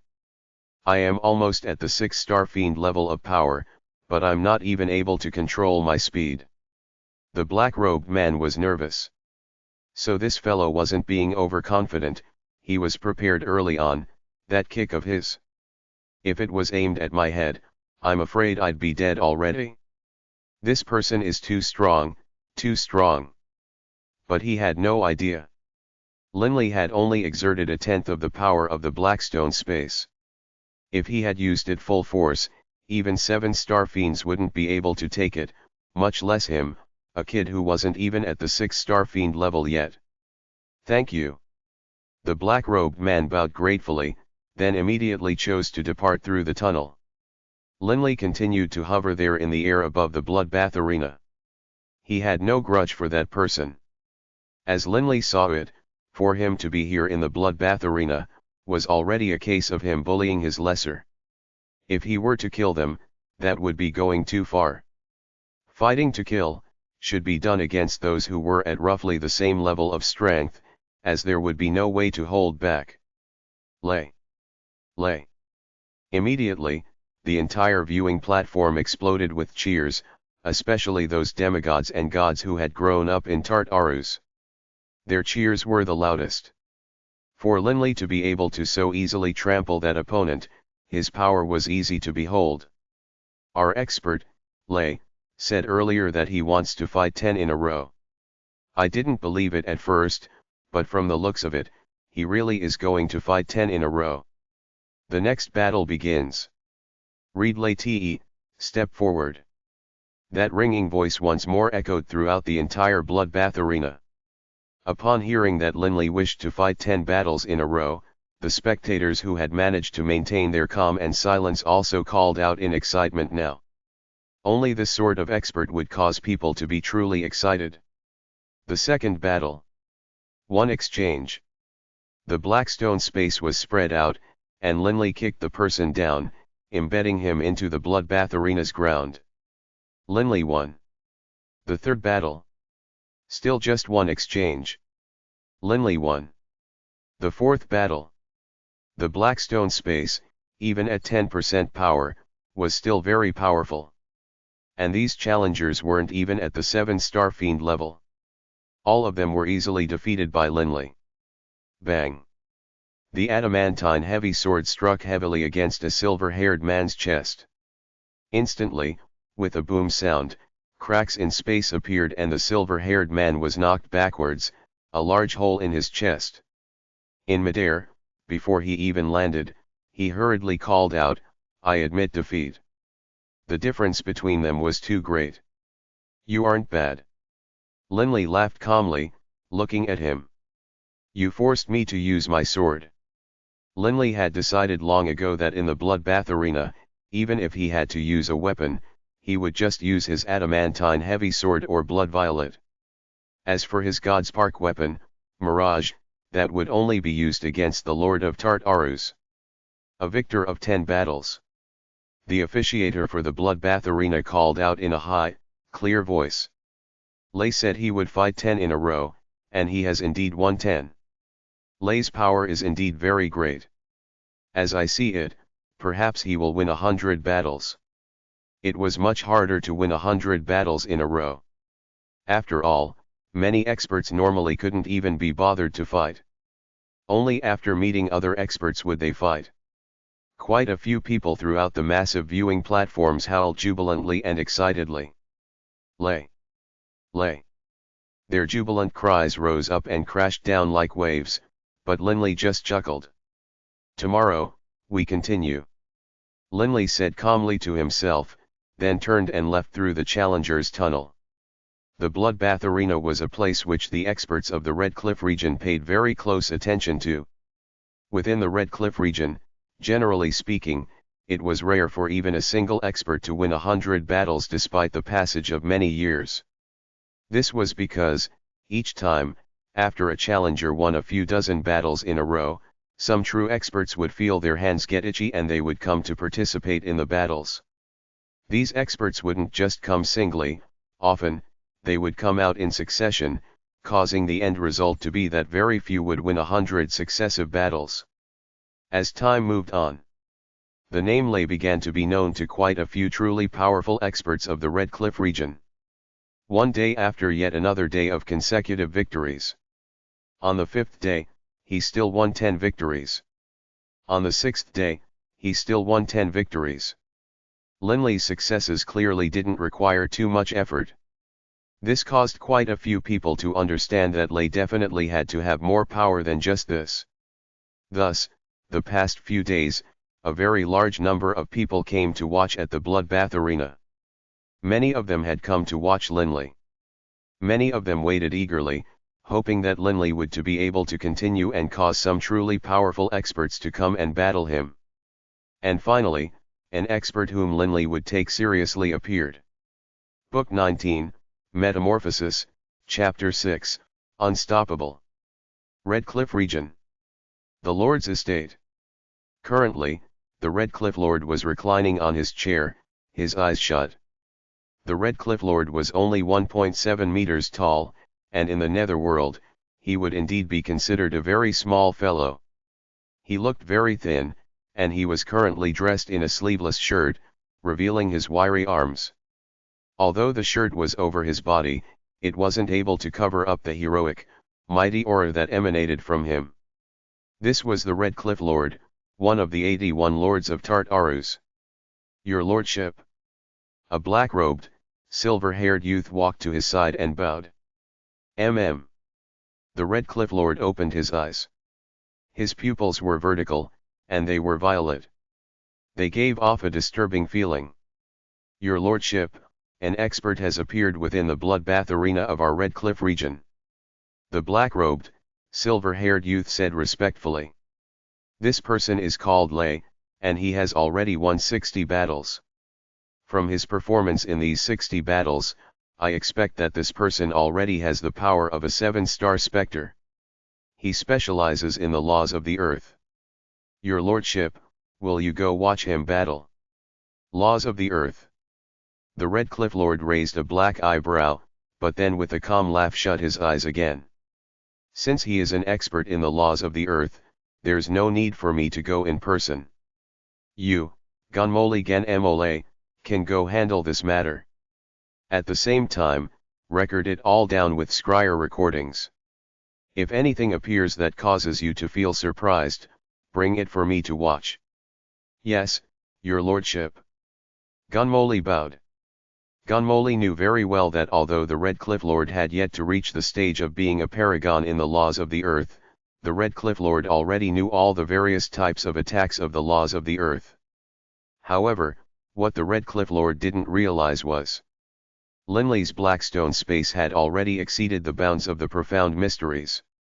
This was the innate divine ability of Rice Gem, and Linley had to rely on the black stone in order to use it. The seventh day Linley was at the bloodbath arena. On this day, the bloodbath arena had an unusually high number of people watching. It had been a long time since someone in the Red Cliff region had consecutively defeated so many people. Many people wanted to watch, and see how far this man named Lay would be able to go, and if he really had the power of a 7-star spectre or not. This battle is over now. Haha, everyone has been waiting for a long time, I'm sure. Next will be our victor of 60 consecutive battles, Lay. The voice echoed brightly. Suddenly, the entire watching platform began to ring out with jubilant cries. The previous battles were fairly low level, and some people were too bored to watch. But upon hearing that Lay was about to appear, all of their eyes lit up and they called out non-stop. And at this time, in an unremarkable corner of the watching platform, a black-robed, silver-haired youth and a middle-aged black-haired man were sitting, shoulder to shoulder. Gunmole. The middle-aged black-haired man laughed calmly. Are you here at the orders of his lordship? I'm just watching. Gunmole laughed. This person trains in the laws of the earth. He's not yet shown himself to be worth his lordship's attention. Right, Shepherd 11 Aobo Arda, are you interested in this Lay? I just came today to watch. However, my old friend, Pam Bomu has already gone to register. If he is able to defeat Pam, then I will go test to see how strong this kid is.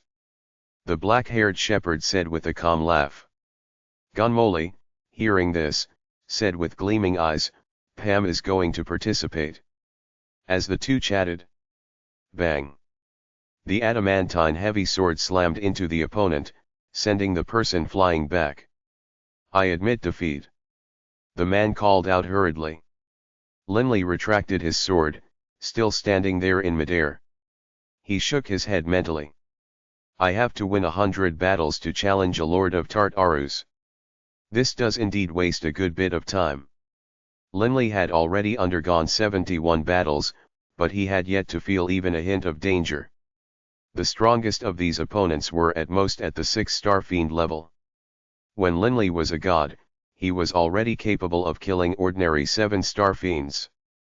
Now that he was a high god, he already had the power of an ordinary Azura. Against these people, of course he found it very easy. Everyone. Let me announce some news that will shock and please all of you.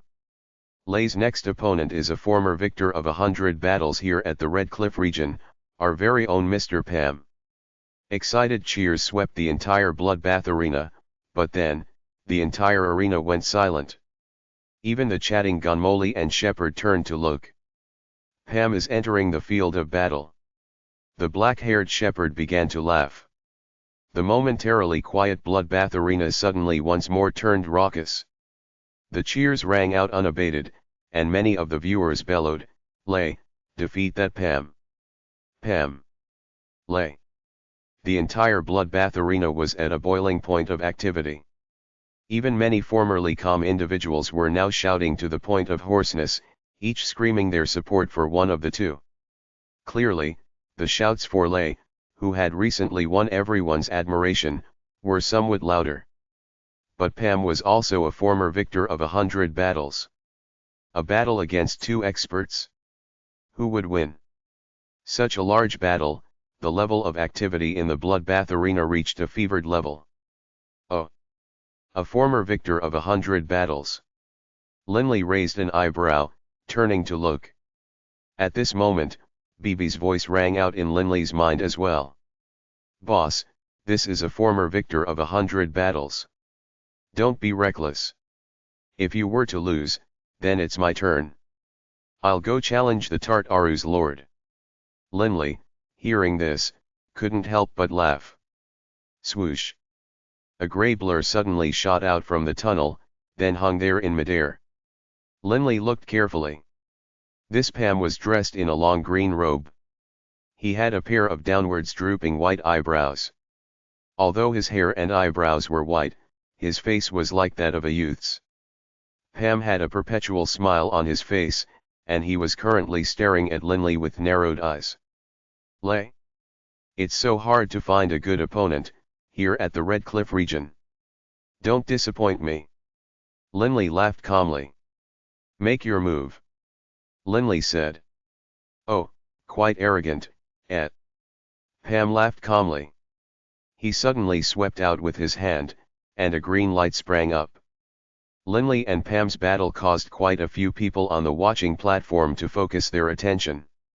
Even BB stared fixedly at the arena. Only Shepard and Gunmoli continued to chat silently through divine sense while watching as the great battle was about to begin. Gunmoli, who do you say will be the victor? Shepard sent mentally. It should be Lay. Gunmoli sent back. This Lay, I have the feeling that his power is at least on your level. As for Pam, although he has reached the 7-star Spectre level, he is just barely at that level. Although both his physical attacks and his spiritual attacks can be considered strong, they aren't monstrously strong. However, he trains in the laws of water. It won't be easy to defeat him. Pam should be able to hold on for a period of time. I was thinking the same.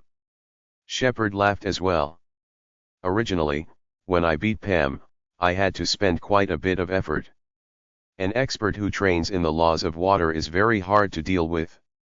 But as the two were discussing this matter, their facial expressions suddenly froze. The entire bloodbath arena had turned silent.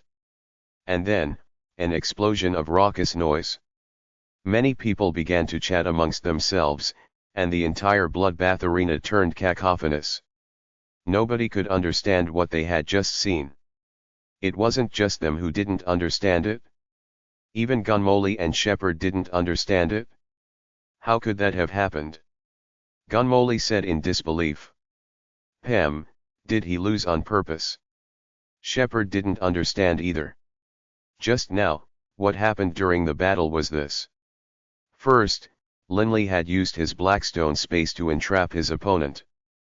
Pam was indeed strong, he was able to force himself to stay up and not crash downwards. But his speed was now incomparable to Linley's. Linley, relying on superior speed and blood violet, began to attack. But clearly, Pam's defense was extremely strong. Without being able to dragon form, he was unable to breach Pam's defense with his attacks. Linley's dragon form was one of his trump cards. Linley wasn't willing to use his dragon form, and so he used his spiritual chaos instead. After reaching the high god level, Linley's spiritual chaos technique, once used, would cause even the likes of Pam, a 7-star fiend level expert, to have his soul enter a bewildered state. In that brief instant, Linley used a single blow of the sword to sever Pam's head. Pam's head flew upwards into the air, hurriedly reconnecting with the body. Thank you. Pam said gratefully. If Linley had struck his head instead of his neck, Pam would have died. He didn't lose unfairly. The spiritual chaos of the Blackstone field was the supreme technique of Purgatory Commander Rice Gem. It was natural for him to lose to this technique. In the viewing platform. Whoosh! Shepard suddenly stood up, but one of his clones sat down. He stared at the distant Linley, standing there in the air above the bloodbath arena. Gunmoli, I'll go test him. He left behind his divine spark, as he was worried that Linley might use a killing technique. Although prior to this, Linley had shown mercy, that didn't mean he would always show mercy. Be careful. Gunmoli said hurriedly. Don't worry. It won't be so simple for him to beat me. Shepard said, and he walked forward. In the bloodbath arena, many people began to call out in joy. Many of them were now treating Linley as a model for themselves. A target for them to surpass. Everyone, today, Lay has already consecutively won 9 times in a row, and one of his opponents was Pam. However, even Pam lost to Lay. And now, the 10th challenger for today is standing right beside me. To be honest, I am already excited over the battle that is about to begin. The person by my side, is an expert even more powerful than Pam. Everyone, can you guess who he is? Immediately, everyone in the bloodbath arena turned to look, and many of them began to call out excitedly. It was already very rare for them be able to watch a single battle between 7-star Spectre level experts. But today, there would be a second. It seemed as though this one would be even more powerful. He is Shepherd. The host's voice rang out. In the air above the bloodbath arena, Linley still stood there calmly in midair, looking at the many spectators and how they were excitedly shouting. Linley was rather curious. Shepherd? How powerful could he be? Linley looked towards the entry passage, and saw a black-haired, middle-aged man drift over. As soon as he flew into the bloodbath arena, he looked towards Linley. I didn't expect that you were capable of soul attacks, and such unusual ones at that. The black-haired, middle-aged man said. Just now, outside the Challenger's tunnel, he had already met Pam and chatted with him. However, Pam only thought that Linley had used some sort of strange soul attack to cause him to enter a dazed state. Linley smiled slightly. Enough chit-chat. Let's fight. Shepherd frowned. Angered, he narrowed his eyes slightly. Swish. Swish. 2 rays of black light suddenly shot out from Shepherd's eyes, striking directly towards Linley.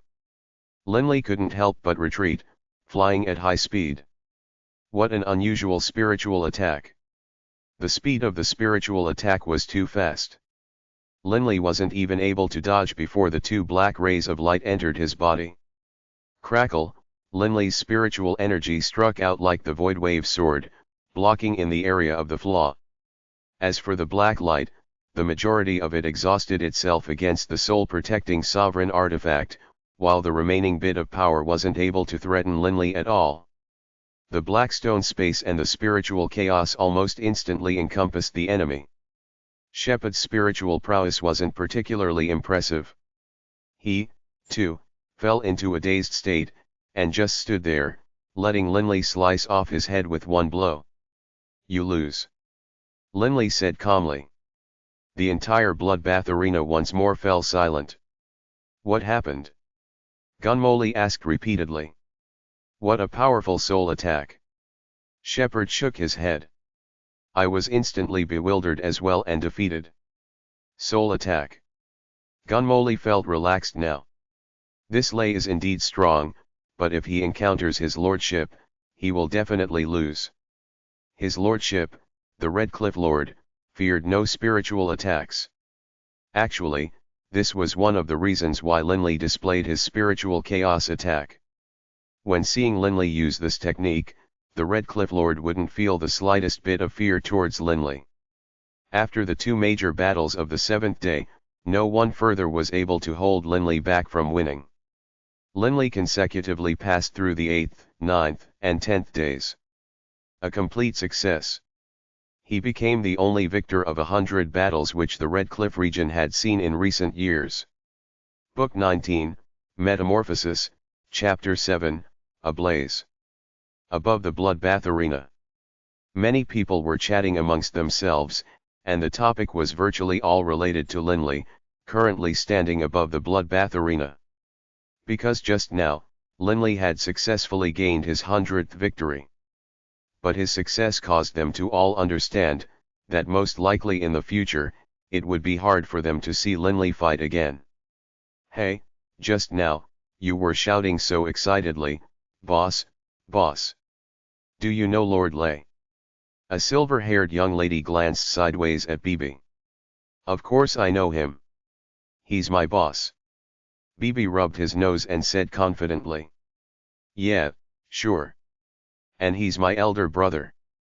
The silver-haired woman snorted, and then continued to look at Linley with a rather worshipful gaze. The silver-haired woman grew up in Tartarus and was affected by the local environment. The admiration the people here felt towards experts was even stronger than in the other parts of the netherworld. She doesn't believe me. Bibi was speechless in the face of the silver-haired woman's disbelief. Right at this moment, a deep voice echoed in the bloodbath arena. Everyone. The voice continued to ring out as the person's figure flew to the air above the bloodbath arena, standing next to Linley. This person was dressed in a long golden robe, and had a head full of long, dazzling gold hair. He was laughing while saying clearly, "Today, yet another victor of 100 battles has emerged from our bloodbath arena. He is, Lay." Linley smiled and made a nodding gesture towards the golden-haired man. Linley was waiting to be given his proof of having won 100 battles, the bloodbath emblem. With the bloodbath emblem, he would truly have the qualifications to go challenge a lord of Tartarus. "Everyone, quiet," the golden-haired man said in a clear voice. Instantly, the spectators of the bloodbath arena all halted their conversations and looked over. "Right now, I will give this medal of honor, the bloodbath emblem, to our victor of 100 battles, Lay." As he spoke, the gold-haired man withdrew a six-pointed star-shaped red emblem and, with a smile, gave it to Linley. "Lay, from today onwards, your name and your victories will be displayed within our bloodbath arena." Linley laughed and accepted it. "So this is it?" Linley lowered his head to give it a glance. The reason he had fought these 100 battles was for the sake of becoming qualified to challenge a lord of Tartarus. But of course, this bloodbath medallion also represents that you now are qualified to go challenge our mighty lord of the Red Cliff region. The golden-haired man said with a loud, clearly laugh. "Mr. Lay, I ask you this. Are you going to go challenge our lord of Red Cliff region?" These words caused the entire bloodbath arena to once more turn rowdy. "Challenge his lordship. Challenge him. Lay, challenge his lordship." Many of the spectators in the bloodbath arena began to cry out. However, everyone understood that this was a question that would be asked each time the bloodbath medallion was handed out. As for the spectators, they were just shouting to be rowdy. Everyone hoped to see a battle over the position of Lord of Tartarus. But they all understood. This was just a formality. It was extremely rare for someone to actually challenge a Lord of Tartarus. Generally speaking, it would happen only a few times every 100 million years. Each time someone dared to challenge a Lord of Tartarus, that person generally had a certain degree of confidence as well as some special skills to rely on. Although Linley seemed quite good, as the spectators saw it, he was still quite a ways off from the level of a Lord of Tartarus. After all, whether it was Pam or Shepherd, compared to a Lord of Tartarus, they were like infants compared to an adult. "You said Lay is your boss. Then tell me, will Lay challenge the Tartarus Lord?" The silver-haired lady laughed while looking at Bibi, and Bibi nodded with absolute certainty. "Without question, my boss will definitely challenge the Tartarus Lord." "Ha," the silver-haired lady immediately began to laugh softly. "You don't even know how to lie properly. If you don't believe it, just watch," Bibi said. "To tell the truth, the reason I have come to the bloodbath arena to fight." Linley's voice suddenly rang out. The conversations around the bloodbath arena suddenly lowered in volume. Linley had a smile on his face. Was precisely for the sake of becoming qualified to challenge the Red Cliff Lord. Instantly, everyone fell silent. Everyone looked towards Linley. The golden-haired man by Linley's side looked at him in disbelief. "No way. This Mr. Lay, can it be that today, he really is going to challenge the Red Cliff Lord? Too crazy, too crazy." Although victors of 100 battles were powerful, there would be one every so often. But someone who would challenge a Lord of Tartarus. This was something which would happen a few times every 100 million years. No way. The silver-haired lady grew nervous. She couldn't help but glance sideways at Bibi, who just laughed confidently towards her. Everyone listened carefully and eagerly. "Now, I have finally acquired the necessary qualifications." Linley stared at them. "Today, in front of everyone, I publicly proclaim that I am formally issuing the Red Cliff Lord a challenge." Challenge. His voice echoed throughout the bloodbath arena. Everyone was silent for a long time. This was the first time in the past 10 million years that someone within the Red Cliff region had issued a challenge to the mighty Red Cliff Lord. The Red Cliff Lord was exalted and powerful. Everyone who challenged him had perished. But the many experts amongst the spectators wouldn't give up. For the sake of their dreams, their goals. Even if they had to die, they would constantly challenge themselves. Constantly clash. There would eventually come the day when they would defeat the Red Cliff Lord and become the next Red Cliff Lord. However, on this road, many would die. More than 1 million spectators were present, and they were staring at Linley, in the center. In their eyes, Linley was a fearless warrior, a new challenger for the position of Lord of Tartarus. Lay. The silver-haired elder was the first to call out solemnly. Lay.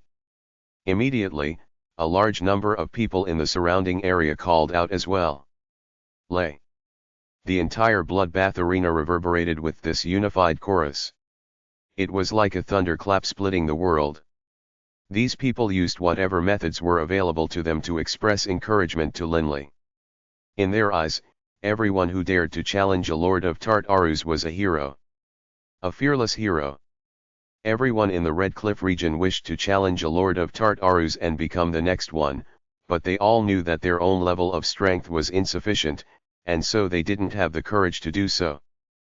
But deep in their hearts, they still had this desire. For Linley to now go make the challenge, this group of people very naturally came to feel that Linley was their representative. They hoped to see Linley win. Even though deep in their hearts, they believed that Linley would die, just like the previous challengers to the Red Cliff Lord. Within the bloodbath arena, in front of more than 1 million people, the winner of 100 consecutive battles, Lay, thus publicly issued his challenge to the Red Cliff Lord. This news quickly swept through the entire Red Cliff region, like a blazing wildfire burning through a desolate, dry prairie. The 100 million people populating the Red Cliff region all were discussing this. They were all eager to watch it. Eager for Linley to duel the Red Cliff Lord. Red Cliff City. Within a hotel's courtyard. Linley and BB were casually sipping wine. BB, tell me, the Red Cliff Lord should have heard of my public challenge by now, right? There's no need for me to go in person to his door to challenge him again. Linley said with a hint of uncertainty. Enough, boss. Just wait. BB said casually. The Lords of Tartarus, what sort of status do they have? They are like the Lord Prefects or Purgatory Commanders of the Infernal Realm. They are exalted figures. In terms of status alone, they are beneath only the sovereigns themselves. How could someone with that sort of status possibly ignore your open provocations? Linley laughed as he looked at BB. The way you put it is really. Linley suddenly turned, looking towards the courtyard door. BB looked as well. Knock. Knock. The sound of the door being knocked. I imagine his lordship's men have arrived. BB hurriedly ran over and opened the door. A black-robed, silver-haired youth was standing outside, looking towards the courtyard. When his gaze fell upon Linley, he revealed a smile on his face. Mr. Lay, I am Gunmoli, the steward for the Red Cliff Lord. Please come in. Linley said with a calm laugh. BB laughed while winking towards Linley and sending mentally, Boss, I was right, his people have come. Gunmoli laughed while walking in, then said, Mr. Lay, I have come to represent the Red Cliff Lord in issuing you an invitation to make a trip to his estate and discuss your challenge to him. Discuss. Linley raised an eyebrow. Discuss the time and place. That's part of it? Gunmoli laughed. No need to discuss it. You can just proclaim a time and a place. That will suffice. Linley said with a calm smile.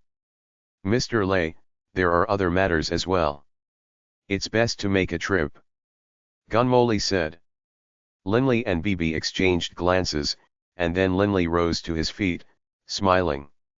Since Steward Gunmoli and the Tartarus Lord invite us, then we two brothers will follow you, Steward Gunmoli, to make this trip. BB revealed a smile on his face as well while sending to Linley, "Boss, the Red Cliff Lord isn't going to try and assassinate us secretly, is he? He shouldn't. If he wants to kill us, it is better to kill us publicly. To secretly assassinate us would not be keeping with his stature." Linley sent back. "Right." BB sent in reply. "Boss, your words make sense. Forget it. If he does try anything funny, I'll immediately use my Godator against him." Under Gunmoli's guidance, Linley and BB quickly arrived at the residence of the Red Cliff Lord. The Red Cliff Lord's estate was surrounded by a large number of High God patrols. Linley swept them with his gaze. Quite a few people. The outer perimeter has nearly 10,000 people, all High Gods. The population of Tartarus wasn't very high. The vast majority of the people here, however, were High Gods. The patrolling warriors at the Red Cliff Lord's estate naturally were all High Gods as well. The Red Cliff Lord's estate was extremely large. Linley and BB followed for quite some time before they arrived at an empty martial training field. Here, a muscular youth dressed in a short-sleeved shirt and long trousers was standing, ramrod straight. Although he was a youth whose height and body shape seemed similar to BB's. However, this person seemed to emanate a vigorous, mighty aura. "Your lordship, they have come," Gunmoli said respectfully. Linley couldn't help but narrow his eyes as he looked carefully at this short-sleeved, muscular youth. So he really does look just like he did in the scryer recordings. Whoosh! The Red Cliff Lord turned to look at them. His two vertically oriented, violet pupils caused Linley and BB to feel startled. Although they had seen scryer recordings, there was a limit to the clarity of the recordings. Linley was only able to see two figures fight, and wasn't able to see the pupils clearly. "Your lordship," Linley said. The Red Cliff Lord, just by looking at Linley and BB, had the feeling that these two shouldn't be weak. He said calmly, "Today, I have invited the two of you over because I can't be bothered to go enter some battle for them to watch. At the same time, I have no interest in killing you, Lay. Thus, it's best for you to openly proclaim that you are giving up your challenge. Go back and keep training." Linley and BB were stunned. "Hey, why are you saying this?" BB couldn't help but speak out. "Red Cliff Lord, no need to say anything further. I am eager for the chance to battle you," Linley said. The Red Cliff Lord frowned as he looked at Linley. Humph! The Red Cliff Lord thrust his hand out. Whap! It seemed as though a whip had viciously lashed the air, striking space itself. This simple swipe of the hand, where the fist just punched into empty space. Boom! Boom! Boom! Boom! One hole in space after another exploded forth, repeatedly giving birth to more, like a series of rings, one ring after another. Dozens of holes exploded forth into space, creating a giant tear in space which was more than 10 meters long. Only after some time did they fade away. What a terrifying punch! Linley's pupils suddenly contracted. Throbbing pulse of the world. Essence of the earth. Profound mysteries of strength. Vitality. From this simple punch alone, I can sense at least 4 types of profound mysteries. I can't be certain whether there weren't actually 5 profound mysteries. Too powerful. No wonder he was able to easily shatter high god artifacts with a simple punch. Linley had to admit, the level of understanding the Red Cliff Lord had with regards to the laws exceeded Linley's. If you are confident in being able to withstand this punch of mine, then choose to continue challenging me, the Red Cliff Lord said calmly. The nearby Gunmoli was chortling while watching this. He believed that Linley would definitely give up. Then Red Cliff Lord, please tell me the time and the place for our battle. Linley gave his response. Book 19, Metamorphosis, Chapter 8, The Storm Gathers. Oh! The Red Cliff Lord suddenly turned, his sharp gaze shooting towards Linley. He, Steward Gunmoley stared in surprise at Linley as well. Just now, the Red Cliff Lord had revealed his extraordinary power. But this mysterious lay actually still had the courage to challenge him. Was this stupidity, or was this courage? Gunmoley took another, closer look at Linley. But of course, I can give up my challenge as well. Linley suddenly changed the direction of the conversation. Oh. The Red Cliff Lord looked at Linley. Boss, BB said, rather frantic. Linley said calmly, Red Cliff Lord, the reasons I am challenging you are twofold. First of all, I wish to reach the peak of perfection in training, and becoming a Lord of Tartarus can be considered a way of verifying my current abilities. The second reason, however, is so that I will be qualified to enter the planar battlefield. If you, Red Cliff Lord, are willing to allow us two brothers to enter the planar battlefield, while at the same time follow us two in accordance with our wishes in roaming about the battlefield, then I can choose to forego my challenge. Linley's original desire was to enter the planar battlefield. If this Red Cliff Lord was willing to bring himself and BB within and also obey his orders, wouldn't that be much less troublesome? Planar battlefield. The Red Cliff Lord swept the two of them with his cold gaze. The two of you would dare go to the planar battlefield, for the sake of the sovereign's might? This courage alone makes you worthy of my admiration. Linley, hearing this, understood that the treasures one could acquire in exchange for accumulating military merits weren't just limited to sovereign artifacts. Sovereign's might was also possible. They are looking for death. The nearby Gunmoley said in a low voice. Whether we are or aren't, isn't something for you to worry about. BB snorted. There is no way I can agree to your request. The Red Cliff Lord said calmly. Then I will continue my challenge. Linley said very straightforwardly. The Red Cliff Lord's violet pupils were locked onto Linley. In a low voice, he said, Punk, you are looking for death. Hey, you haven't even fought yet.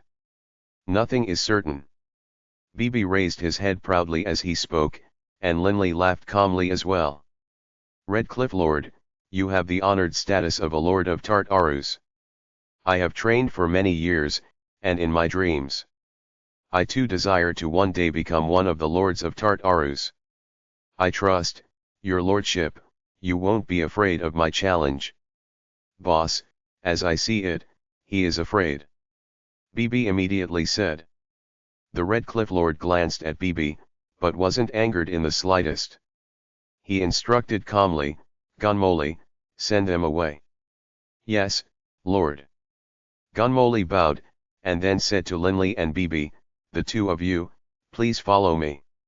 Linley and BB were both stunned, while at the same time, Linley noticed that the Red Cliff Lord had actually turned and left. Linley immediately felt frantic. What does this Red Cliff Lord intend to do? Is he trying to avoid doing battle? Today, when the Red Cliff Lord had invited Linley over, Linley had a strange feeling about it. Your lordship, you can't possibly be afraid, can you? Linley's voice rang out, but the Red Cliff Lord's figure had already disappeared from Linley's field of vision. Just as Linley and BB were feeling puzzled and somewhat frantic, a cold, calm voice rang out. 1 month from now, in the desolate wilderness east of the city. Since you seek death, I will give you what you desire. Hearing this voice, smiles immediately appeared on Linley and BB's faces. Mr. Lay, you really, ugh. Steward Gunmoley shook his head and sighed. I admire your spirit and energy, but you have no hope in challenging his lordship. Although your gravitational space is impressive, his lordship is extremely skilled in the laws of the earth. You won't be able to affect him. As I see it, he completely counters your strengths.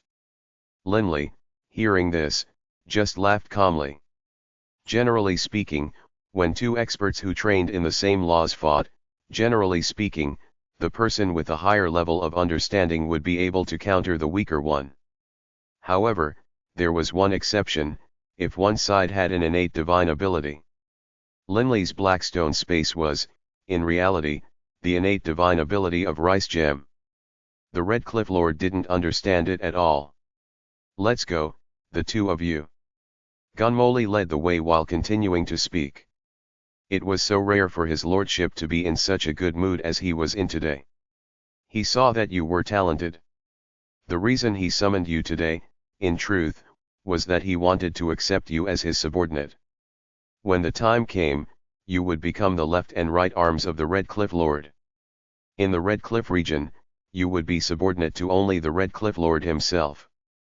But you, alas, why must you do this? Linley and Bibi exchanged glances. They couldn't help but laugh. "Boss, his lordship wanted to recruit you as a subordinate." Bibi laughed. Linley now began to understand the purpose behind the invitation. But clearly, his reaction had caused the Red Cliff Lord to be extremely angry. He hadn't even said anything about inviting Linley to be his subordinate, he just immediately left. "I truly am sorry for having disappointed his lordship," Linley said, his lips pursed in a smirk. Gunmoli, seeing Linley's reaction, just shook his head. As he saw it, Linley was the type of warrior that loved to do battle and pursued perfection. Ever since Linley stated that he wanted to enter the planar battlefield, Gunmoli had taken him to be that sort of madman. Without enough courage, without enough of a spirit for adventure, no one would dare enter the planar battlefield. On the way back, Linley and Bibi chatted casually on the streets. Having recently become famous within the Red Cliff region, Linley noticed that as soon as he appeared, many people would stare at him. Linley had to change his appearance and also make his robe an earthen yellow one, allowing him to be relatively unmolested. "Fortunately, we got things done rather quickly this time." Linley laughed. "Right. Based on what our intelligence reports said, generally speaking, a challenge might be extended for a few years, or even a few centuries or longer." Bibi nodded as he spoke. This was just a month, it wasn't that long. But suddenly, "Everyone!" a voice suddenly rang out from behind. "Wonderful news, excellent news. Just now, word came from his lordship's estate. His lordship and Lord Lay will, 1 month from now, engage in a formal duel in the eastern wilderness. This is the first time his lordship has publicly battled in 10 million years." Linley and Bibi both looked over. In the center of the street, there was a golden-robed man speaking loudly. Instantly, virtually everyone flooded forth, surrounding him. "What? In just 1 month? The eastern wilderness outside the city? Are you sure? In 1 month, his lordship will battle Lord Lay?" Countless voices rang out. In Tartarus, every single lord of Tartarus was a supreme figure. Every single public challenge between a lord of Tartarus and a challenger would attract a frenzied crowd to gather, and virtually 90% of the entire population in a particular region would hurry over to watch the battle. Hey, if you don't believe it, you can go to his lordship's estate. This news is carved onto a stone tablet placed outside, next to the estate. The golden-robed man said hurriedly. It's true. I saw it as well. Let's all go to his lordship's residence to look. The vast majority of the people who had been strolling on the streets now surged towards the Red Cliff Lord's estate. As deities who had virtually unlimited lifespans, the emergence of a victor of 100 battles was already enough to excite them, but 10 million years might pass without a single challenger to a Tartarus lord's position. This was a major event for the entire region. Within the restaurant, the disguised Linley and Bibi were seated in a corner, drinking wine. Mad. They've all gone mad, Bibi muttered. Linley glanced sideways at the other people in the restaurant. The other people in the restaurant were, without exception, discussing the upcoming battle between Linley and the Red Cliff Lord. Quite a few were so excited that their faces were red, and others were discussing the previous accomplishments in battle of the Red Cliff Lord. Boss, this speaks to your charisma and magnetism, Bibi snickered.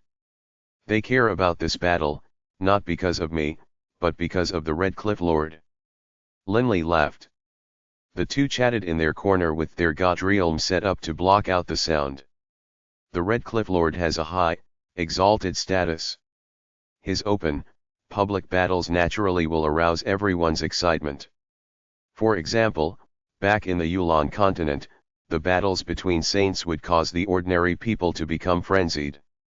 Linley said with a calm laugh while continuing to listen to these deities discuss the upcoming battle with the Red Cliff Lord. He couldn't think back to that year when he dueled Olivier or Hadeson. That, too, had attracted the attention of countless experts. Right. If Grandpa was to publicly announce a duel with someone, I would excitedly go watch as well. BB chortled. There aren't many who would dare challenge Beirut. Linley said with a sigh. If he himself could have Beirut's level of power, he wouldn't have needed to spend so much time to painstakingly select an opponent who he just happened to counter perfectly. For someone like Beirut, he could just casually choose any opponent and then easily achieve victory. Time flowed on like water, passing by quickly. In the blink of an eye, a month passed.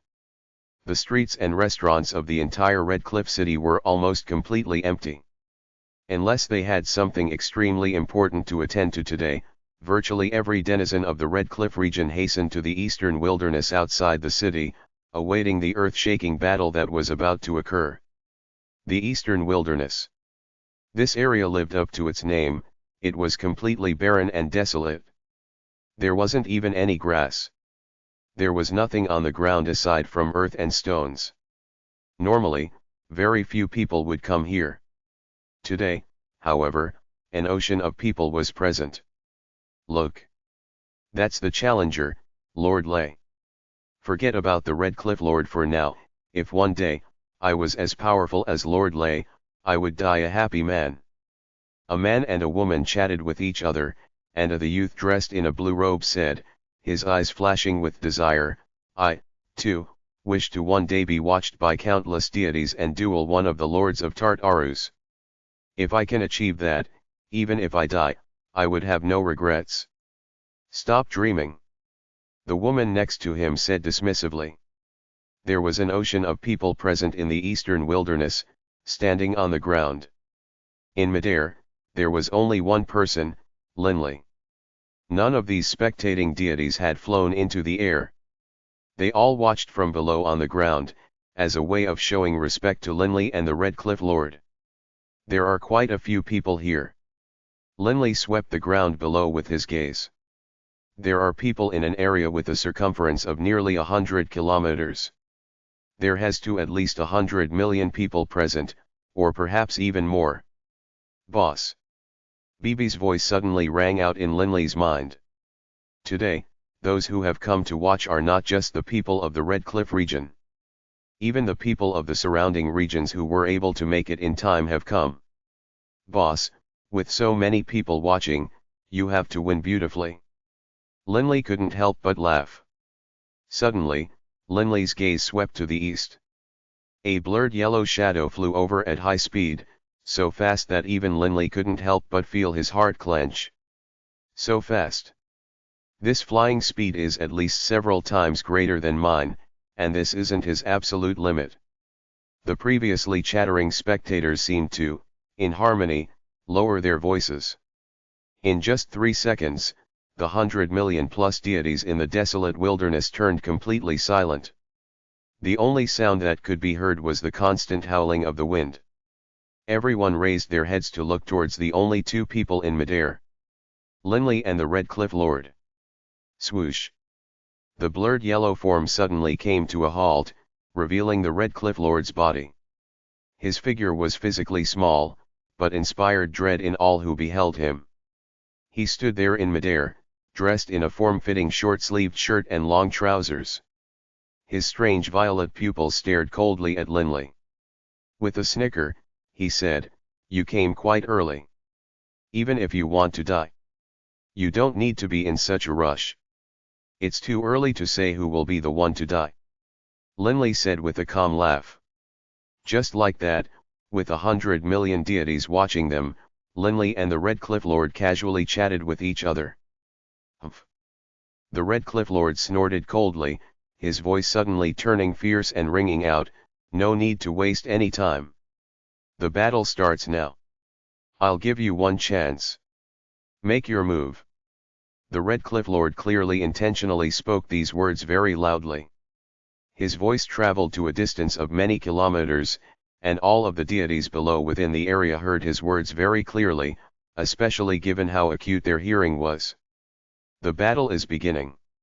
All of the deities instantly held their breaths, staring at these two figures.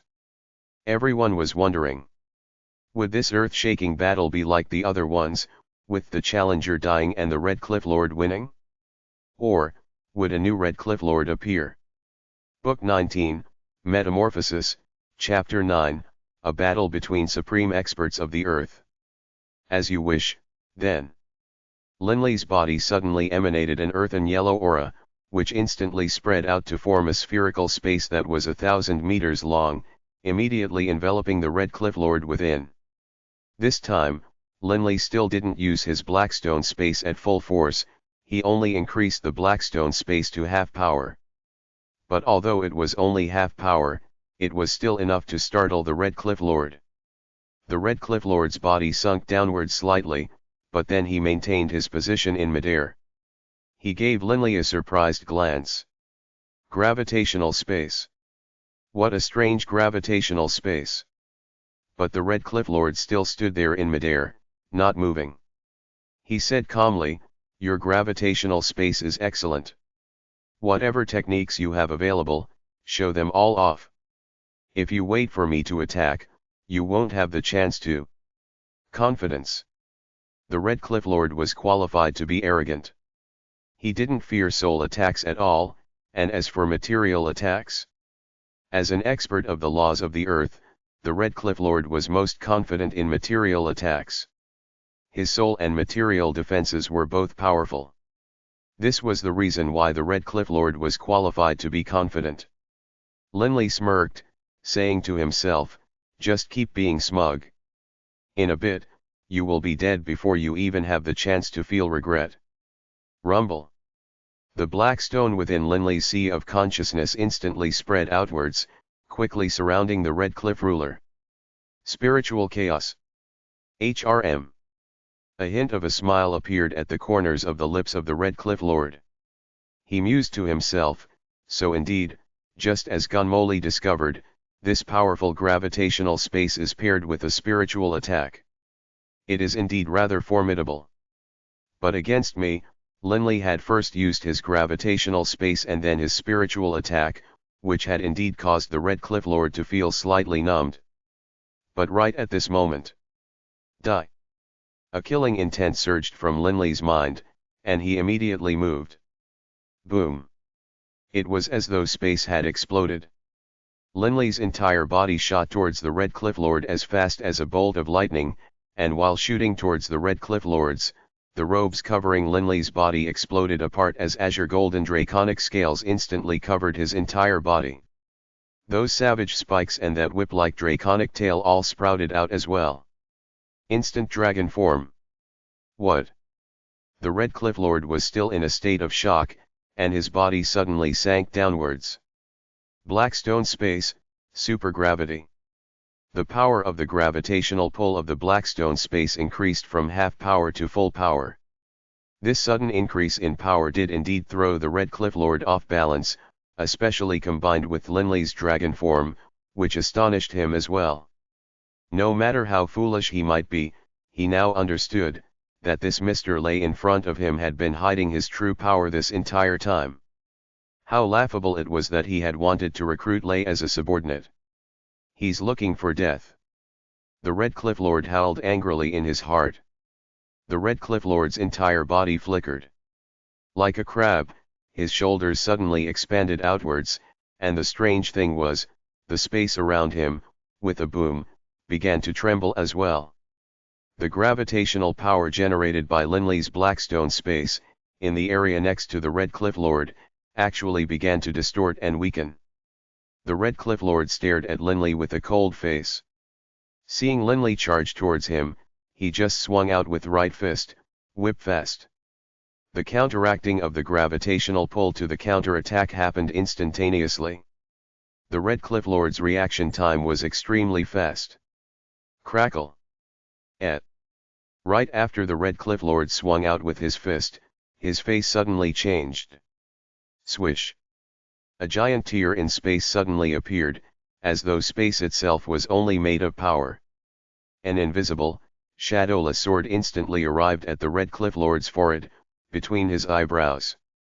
The Red Cliff Lord, frantic, opened his mouth and let out a furious howl as though he were a trapped beast. A clear earthen yellow aura spat out from his mouth, striking directly against the invisible sword. Linley was stunned. This Red Cliff Lord is indeed even more powerful than I was aware of. Linley had suddenly dragon formed, suddenly increased his Blackstone space to full power, and then in the final moment, suddenly revealed and attacked with his Godspark sword, Mirage. Especially given that Mirage left behind no traces and was completely invisible, this sort of sudden, powerful attack would be undiscoverable unless someone was paying very close attention. But clearly, the Red Cliff Lord was simply too strong. Only when Mirage drew close to the Red Cliff Lord did Linley realize that a strange, unique gravitational space had formed around the Red Cliff Lord's body. This gravitational space is actually centered around his forehead. Linley was completely unable to understand this technique. The vibrations which rippled out from the Red Cliff Lord formed into a unique gravitational space that was like two loops of power with different strengths. This caused Linley's sword to be affected. Despite that, however, Linley had hidden his power too deeply. The explosive triple combination of his dragon form, the Blackstone space, and Mirage caused the Red Cliff Lord to not have enough time to fully react. When Mirage was struck, it changed direction slightly. Suddenly, the Red Cliff Lord's right arm slashed over, seeming to attract Linley's sword towards it like a magnet. Linley just laughed coldly while exploding forth with his full power, and with a slash sound, Mirage instantly pierced through the Red Cliff Lord's right side of the chest, penetrating straight through to the Red Cliff Lord's lungs. Bang! The Red Cliff Lord's furious punch landed towards Linley. Rumble, space instantly exploded forth and blasted towards Linley. Swoosh! In dragon form, Linley moved as fast as lightning, instantly scurrying into the distance. As for the Red Cliff Lord, his eyes seemed to spit violet fire as he stared angrily at Linley. When he breathed, he was forced to cough, as his lungs had been slashed through. But of course, he quickly recovered. You hid your powers very deeply. The Red Cliff Lord stared at Linley. I'm just average. I trust, your lordship, that you too have a supreme attack that you've hidden away. Linley said calmly. Tell me your true name. Which elder of the Azure Dragon clan are you? I've never heard of the Azure Dragon clan having an expert named Lay. The Red Cliff Lord said coldly. By now, after having seen Linley's dragon-formed appearance, it would be strange indeed if he wasn't be able to guess that Linley was a member of the Azure Dragon clan. Linley's dark golden eyes stared into the Red Cliff Lord's violet ones. Let me reintroduce myself. I, an elder of the Azure Dragon clan, am Linley. Linley said in a cold voice. Utter silence. The 100 million high gods watching this in the eastern wilderness were all stunned. Although in their heart, they knew that this sort of duel could result in the birth of a new lord of Tartarus, they also knew that the possibility was very small. Almost everyone here believed that this battle was just a performance for the Red Cliff Lord.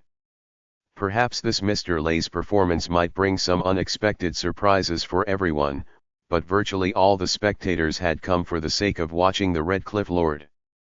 But as soon as the battle had begun, they had become stupefied.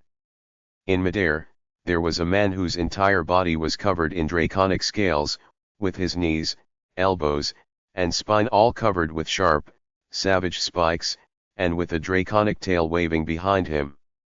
The former Lay now looked completely different, and their Red Cliff Lord, after the first clash in the battle, now had a huge hole in his chest as well as blood flowing out.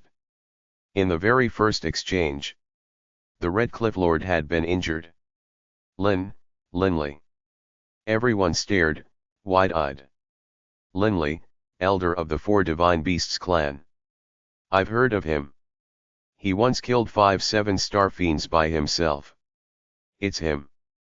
I saw his scryer recording before. Instantly, the entire eastern wilderness exploded with noise. Everyone became excited and agitated. They had all believed that this one be a one-sided show, but now, it seemed, this person was an amazing figure of legend, Elder Linley of the Azure Dragon clan of the Four Divine Beasts clan, and he was the one who would be engaging in this thrilling duel with their Red Cliff Lord. The cacophony suddenly faded away, as everyone once more focused their attention on the scene in midair. Because, the Red Cliff Lord had already revealed his weapon. A completely pitch-black knife. The Red Cliff Lord hefted the knife, staring coldly at Linley. So it is Linley. I was wondering how such an expert would suddenly emerge in our Red Cliff region. I must admit that based on our exchange just now, you are qualified to be my opponent. To show respect to you, I will attack with all my might. Linley just watched all of this coldly.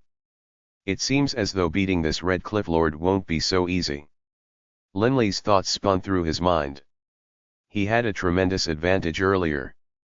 He had suddenly revealed his dragon form, his true Blackstone space, and mirage, only then had he been able to wound his opponent. From this, one could tell how powerful this enemy was. What a bizarre gravitational space. The Red Cliff Lord shook himself, as though seeming rather uncomfortable and needing to get accustomed to this gravitational space. But that simple movement suddenly. HRM. Linley was startled. He could clearly sense how the strange gravitational space emanating from the Red Cliff Lord's forehead transformed as well. Although in terms of power, it was vastly inferior to Linley's Blackstone space, it was still able to ablate the influence of the Blackstone space. It was as though the Red Cliff Lord had been trapped in quicksand, but a protective layer of energy had suddenly surrounded him, allowing his movements to quicken. Swoosh. The Red Cliff Lord suddenly flashed forward in an arc, pouncing towards Linley. This strange arcing movement lanced at an incredibly high speed. He is indeed fast, but not as fast as me. Linley's speed reached a limit as well. Clearly, Linley was almost twice as fast as the Red Cliff Lord. The Blackstone space was the supreme technique of Rice Gem, after all. Linley had spent 500 years entrapped before gaining insight into it, and after having acquired the Blackstone, the power of his technique was already comparable to Rice Gems. Although the Red Cliff Lord adapted much more quickly than others to it, his speed was still dramatically lessened. Swish. It moved as fast as a bolt of lightning. A tear in space suddenly appeared as the completely invisible mirage pierced directly towards the Red Cliff Lord. The only thing the Red Cliff Lord was able to sense was a terrifying power oncoming, a power that could easily rip apart the spatial walls of the netherworld. Faced with this attack, the Red Cliff Lord's body suddenly paused. Whap! He threw out his arm, and his fist suddenly shot forward like a rock from a catapult. That faint, earthen yellow light was emanating from his fist, while also flowing with a black light. Bang! The fist collided directly against the tip of the Godspark sword, Mirage. And just as the fist shot out, the Red Cliff Lord actually borrowed the powerful surge of force, swiveling slightly as he stabbed with the black knife in his left hand towards Linley's head. Swish. Where the black knife passed, space itself blew apart. This attack was so terrifying as to make a person's face change color from fear. But Linley seemed to instinctively strike back with his own left fist. The clenched draconic claws pressed down like an entire mountain, as the terrifying divine earth power completely exploded forth, firmament splitter. Bang! The black dagger and the fist collided, and space instantly blew apart. Swoosh! Swoosh! Linley and his opponent were both knocked backwards. What a powerful fist! Linley stared coldly at his opponent. The Red Cliff Lord had actually dared to use his fist to fight against Linley's Godspark weapon. What a sharp sword! The Red Cliff Lord glanced at his right fist.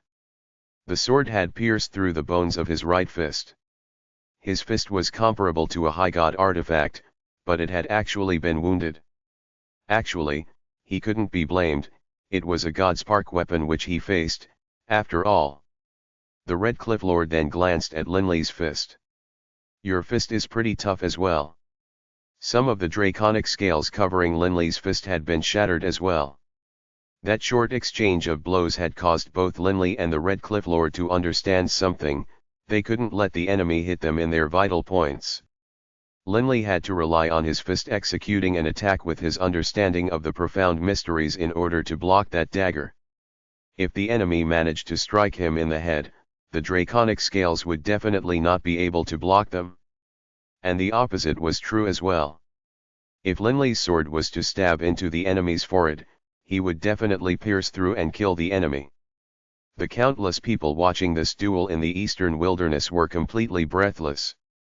Above them, two supreme experts were battling, and they were absolutely too powerful. That elder Linley has an invisible weapon. His lordship is incredibly powerful. He dared to use his fist to accept that blow. Lord Linley is powerful as well. He too dared to use his fist to block his lordship's knife. The 100 million spectators were completely cowed by the might and strength of these two experts. All of them watched unblinkingly, wanting to see what would happen. Ah, look, what's going on? What's going on? How is that possible? Many people's faces suddenly changed dramatically. His lordship can transform as well. Linley's face changed dramatically as well. He had never watched the Red Cliff Lord transform in any of the scryer recordings he had seen. In the past, when I challenged the previous Red Cliff Lord, he wasn't able to force me to transform. Congratulations, you are the very first person I have encountered since becoming the Red Cliff Lord capable of making me use my full power. The Red Cliff Lord's violet eyes stared at Linley. His entire body was undergoing a sudden change. His shoulders began to bulge, and his entire body began to emanate a black light. Book 19, Metamorphosis, Chapter 10, The Final, Supreme Technique. Crackle. A black aura surrounded and swirled around the body of the Red Cliff Lord. His shoulders began to bulge more and more extravagantly, until with a crunch sound, two black, knife-like shoulder blades spread out like a pair of black wings that folded against each other. It was like a black cape was hanging from the Red Cliff Lord's back. From the forehead of the Red Cliff Lord emerged a pair of sharp black horns as well. The Red Cliff Lord's entire body was now pitch black, and he stared at Linley with those violet pupils. Those vertical violet pupils looked different from an ordinary person's. I should have guessed long ago. Linley, seeing the Red Cliff Lord before him, mused to himself. This Red Cliff Lord was actually able to transform. Naturally, his power had increased as well. Linley felt some pressure now as well. Would he be able to win this battle? Linley wasn't completely certain. All he could do was to sigh to himself that not a single person capable of becoming a Lord of Tartarus could be underestimated. Linley. The Red Cliff Lord stared at Linley with his violet eyes, smirking. No matter what the results are, I will forever remember you. As soon as the words fell, the Red Cliff Lord's knife-like blade wings suddenly trembled, and the surrounding area was instantly formed into a bizarre, double-ringed gravitational field. Swoosh! Moving like a flying bird, the Red Cliff Lord gracefully glided at high speed forward. His speed did indeed increase slightly. However, it's far from being enough. Linley didn't back down in the slightest. He, too, transformed into an arcing blur, his translucent mirage sword mercilessly piercing towards the Red Cliff Lord's skull. This stab caused a hole to be torn through space. The Red Cliff Lord thrust out his arm. Clang! That black knife, flowing with an earthen yellow knife, collided with Linley's mirage. Boom! The two were both knocked backwards by the collision once again, but then the two instantly charged towards each other at high speed yet again. In terms of speed, Linley clearly held the advantage. The Red Cliff Lord wouldn't possibly be able to dodge every time. However, the strange gravitational field surrounding the Red Cliff Lord caused it so that each time Linley's sword drew near, it would be affected just slightly. But that slight affect was enough to change the outcome. Swish! An incredibly fast sword blow. The Red Cliff Lord was, after all, slightly slower. However, once the mirage fell into the strange dual-looped gravitational field, it couldn't help but change direction slightly. The Red Cliff Lord's wings once more trembled, as though he was going to block once again. Humph! Linley instantly caused the divine power within Mirage to explode forth. Boom! Mirage stabbed directly into the Red Cliff Lord's left shoulder, sending fresh blood flying everywhere. After having landed this blow, Linley didn't hesitate, he immediately retreated. And as he did, Linley once more relied on his speed to launch an attack. Although, in terms of material attacks, it could be said that by relying on his Godspark weapon, Linley was able to fight to a standstill. Linley wasn't able to take the counter blows head on. He had to rely on Mirage and his speed to repeatedly leave wounds behind on his enemy's body. As for the Red Cliff Lord, even though he had transformed, he was still much slower. He could just barely protect his vitals and ensure that his head wasn't struck, but he was unable to protect the other places on his body. There, in midair, within an enormous gravitational sphere formed of earth and yellow light, their two figures clashed repeatedly, as fast as lightning. Linley's invisible Mirage sword occasionally left behind wounds on the Red Cliff Lord's body. The Red Cliff Lord appeared to be in rather bad shape, but he didn't look the slightest bit discouraged, continuing to go all out against Linley. As soon as Linley backed off, he might immediately receive a strong counterattack. This looks troublesome. It seems victory and defeat won't be determined within a short time frame. BB said with a frown. It is a bit troublesome. Although the Red Cliff Lord's speed increased after transforming, Elder Linley clearly doesn't dare to fight against him head-on, and so not a single one of his attacks has landed on Elder Linley. But Elder Linley is able to wound him. Elder Linley clearly has the advantage. A burly, green-robed man by BB said spoke out. The entire eastern wilderness held more than 100 million people. Because the battle above was simply too absorbing, discussions once more rang out from below. Linley currently had the slight advantage, as the Red Cliff Lord's body continued to shed blood every so often. However, small wounds like these didn't impact his strength much. Who would win, and who would lose? For now, it was hard to say. If things continue like this, how long will it take? Quite a few people were puzzled. What these spectators liked to see were those true, all-out, frontal assaults. Those sorts of battles might only last an instant, but generally speaking, life and death would be determined within a few blows. Those battles would cause the spectators to feel nervous and to feel their blood pumping. But now, Linley and the Red Cliff Lord clearly weren't fighting in such a way. Hey, that's weird. It seems as though the Red Cliff Lord is getting a bit faster. Someone suddenly said. Right. He did speed up. It seems as though it no longer is so easy for Elder Linley to wound the Red Cliff Lord. Quite a few spectators slowly discovered this. BB noticed this as well. He instantly grew nervous. The spectators below were leisurely watching Linley and the Red Cliff Lord battle, but they themselves didn't dare to slacken off in the slightest. If they did, they might end up being killed in that instant. That sword is too bizarre. The Red Cliff Lord's mind was constantly in a state of tension. The Godspark sword, Mirage, would constantly stab towards him. If it wasn't for the fact that he could rely on using gravity to change its direction and block it, Mirage would have pierced through his head long ago. All he could do was hold on. Keep waiting, just keep waiting, in a bit, it'll be time for you to be in trouble. The Red Cliff Lord mused to himself. Linley had a bad feeling as well. His speed is continuously rising. Or, to be precise, the gravitational field around his body is transforming. Linley discovered that the Red Cliff Lord's wings were filled with divine power, and were trembling at high speed, creating two surges of unique vibrations. These two unique vibrational surges were influencing each other. This was causing the gravitational field to transform as well.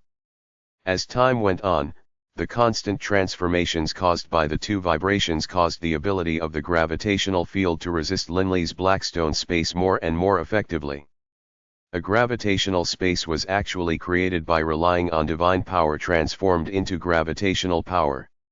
If an opponent was also skilled in it, the opponent would be able to ablate its effects. Although the Red Cliff Lord didn't understand this Blackstone space, while within it, he could sense and slowly adjust his own gravitational field, continuously perfecting it in its ability to deal with Linley's Blackstone space. This made it so that as time went on, his speed became faster and faster. Linley, time for you to have a taste of what it feels like to be trampled. The Red Cliff Lord let out a furious howl. He transformed into a ray of black light, shooting towards Linley at high speed. Although his speed was currently still slower than Linley's, the gap was low enough now that he could rely on his attack techniques to make up for it. The difference wasn't as great as it had been previously. Linley let out a calm laugh. It is indeed time for things to come to an end. Linley charged forward to welcome him. Whoosh! The black knife struck directly at Linley's head. Linley didn't hesitate at all. Mirage pierced forward at high speed as well. Clang! In the instant when the black knife and Mirage clashed. Swoosh! The Red Cliff Lord's wings trembled, and he suddenly increased in speed, and his right fist swung out towards Linley in a straight line. However, at the same instant of his attack, there was a bizarre, unique ripple. Rumble!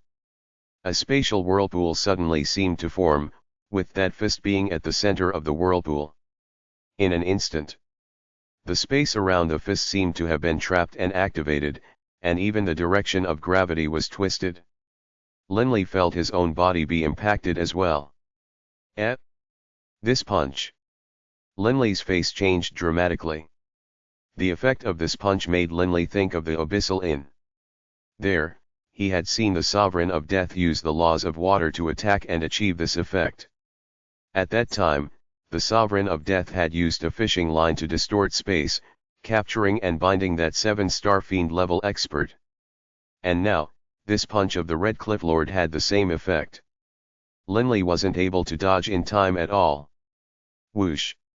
Linley gritted his teeth, then swept out with his left arm, his draconic claw filling with divine earth power and smashing down like a mountain.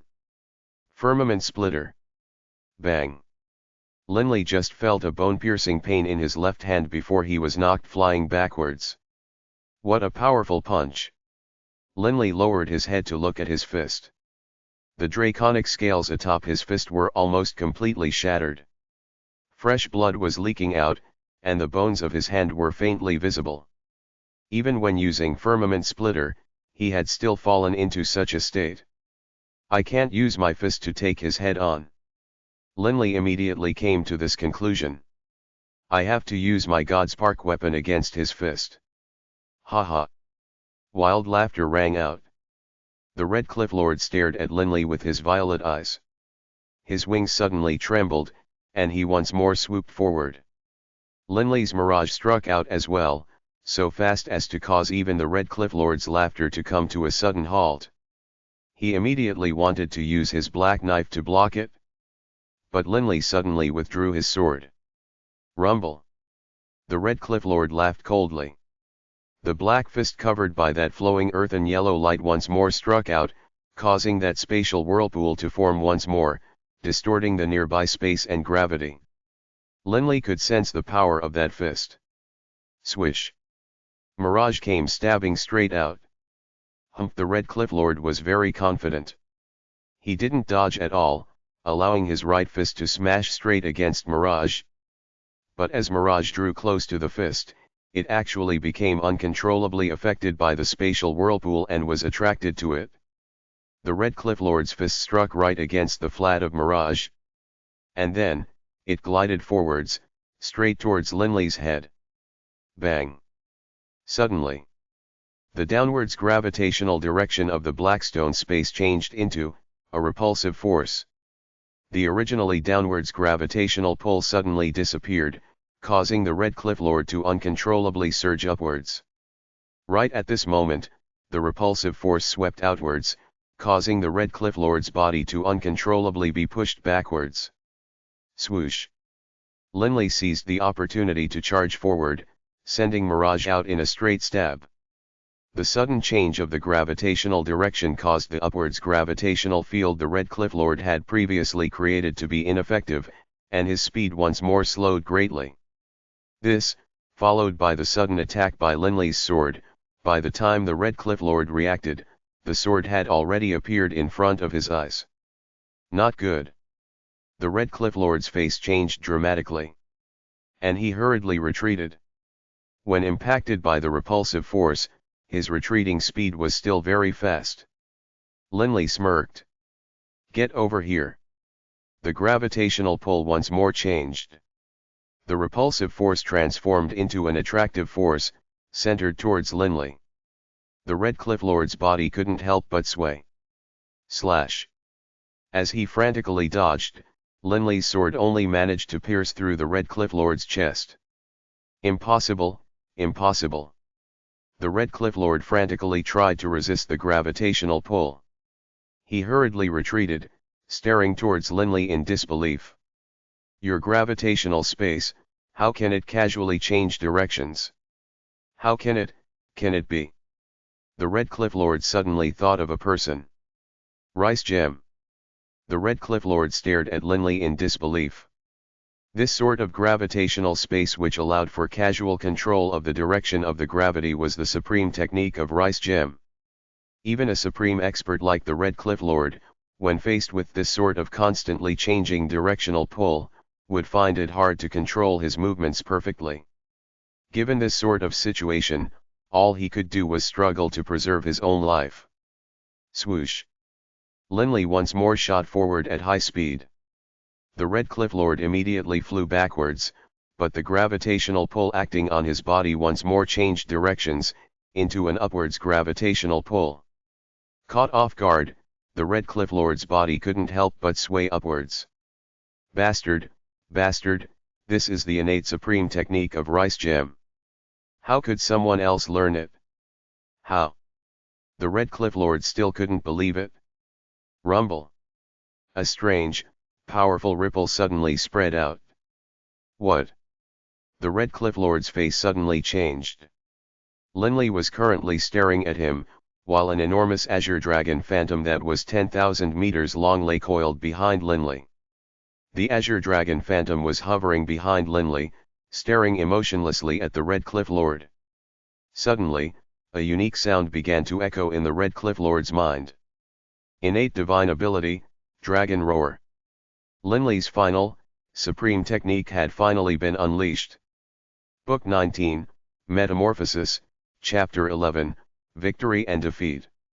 The Dragon Roar contained a spiritual attack component, but it wasn't able to affect the Red Cliff Lord at all.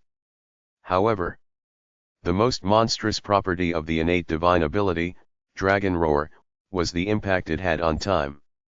There was no type of law or edict that was able to change the rate of time. Only this sort of unearthly innate divine ability was capable of it. Innate divine abilities were things which surpassed the limits of the laws. As for the Azure Dragon clan, their innate divine ability was able to change the speed of time. In the region where the Red Cliff Lord's soul was located, the speed of time began to change. Swish! Linley, while executing his innate divine ability, Dragon Roar, also shot forward like a blur of light, the god spark sword Mirage mercilessly piercing straight towards the forehead of the Red Cliff Lord. His most powerful blow. Firmament Splitter. Bang! A hole appeared in the Red Cliff Lord's forehead, and Mirage passed straight through it, piercing against his soul. Silence. Utter stillness. The enormous azure dragon phantom in the sky had yet to vanish. The 100 million plus spectators on the ground, upon seeing the enormous azure dragon phantom appear, felt shock and awe in their hearts. But when Linley's mirage sword pierced straight through the Red Cliff Lord's forehead, everyone below was truly stunned. The Red Cliff Lord died. Although they couldn't see mirage, even the weakest of the spectators below was at the demigod level. After having watched for so long, they were able to guess that Linley was wielding an invisible sword in his hand. Judging from Linley's posture, they were able to guess that the invisible sword had stabbed into the Red Cliff Lord's forehead. Caught in a patch of slow time, the Red Cliff Lord only felt that before he even had a chance to react, Linley's mirage had come stabbing straight into his forehead. The Red Cliff Lord felt as though Linley's attack speed had suddenly increased tenfold, perhaps even 20-fold. This sort of speed was something he couldn't react to at all.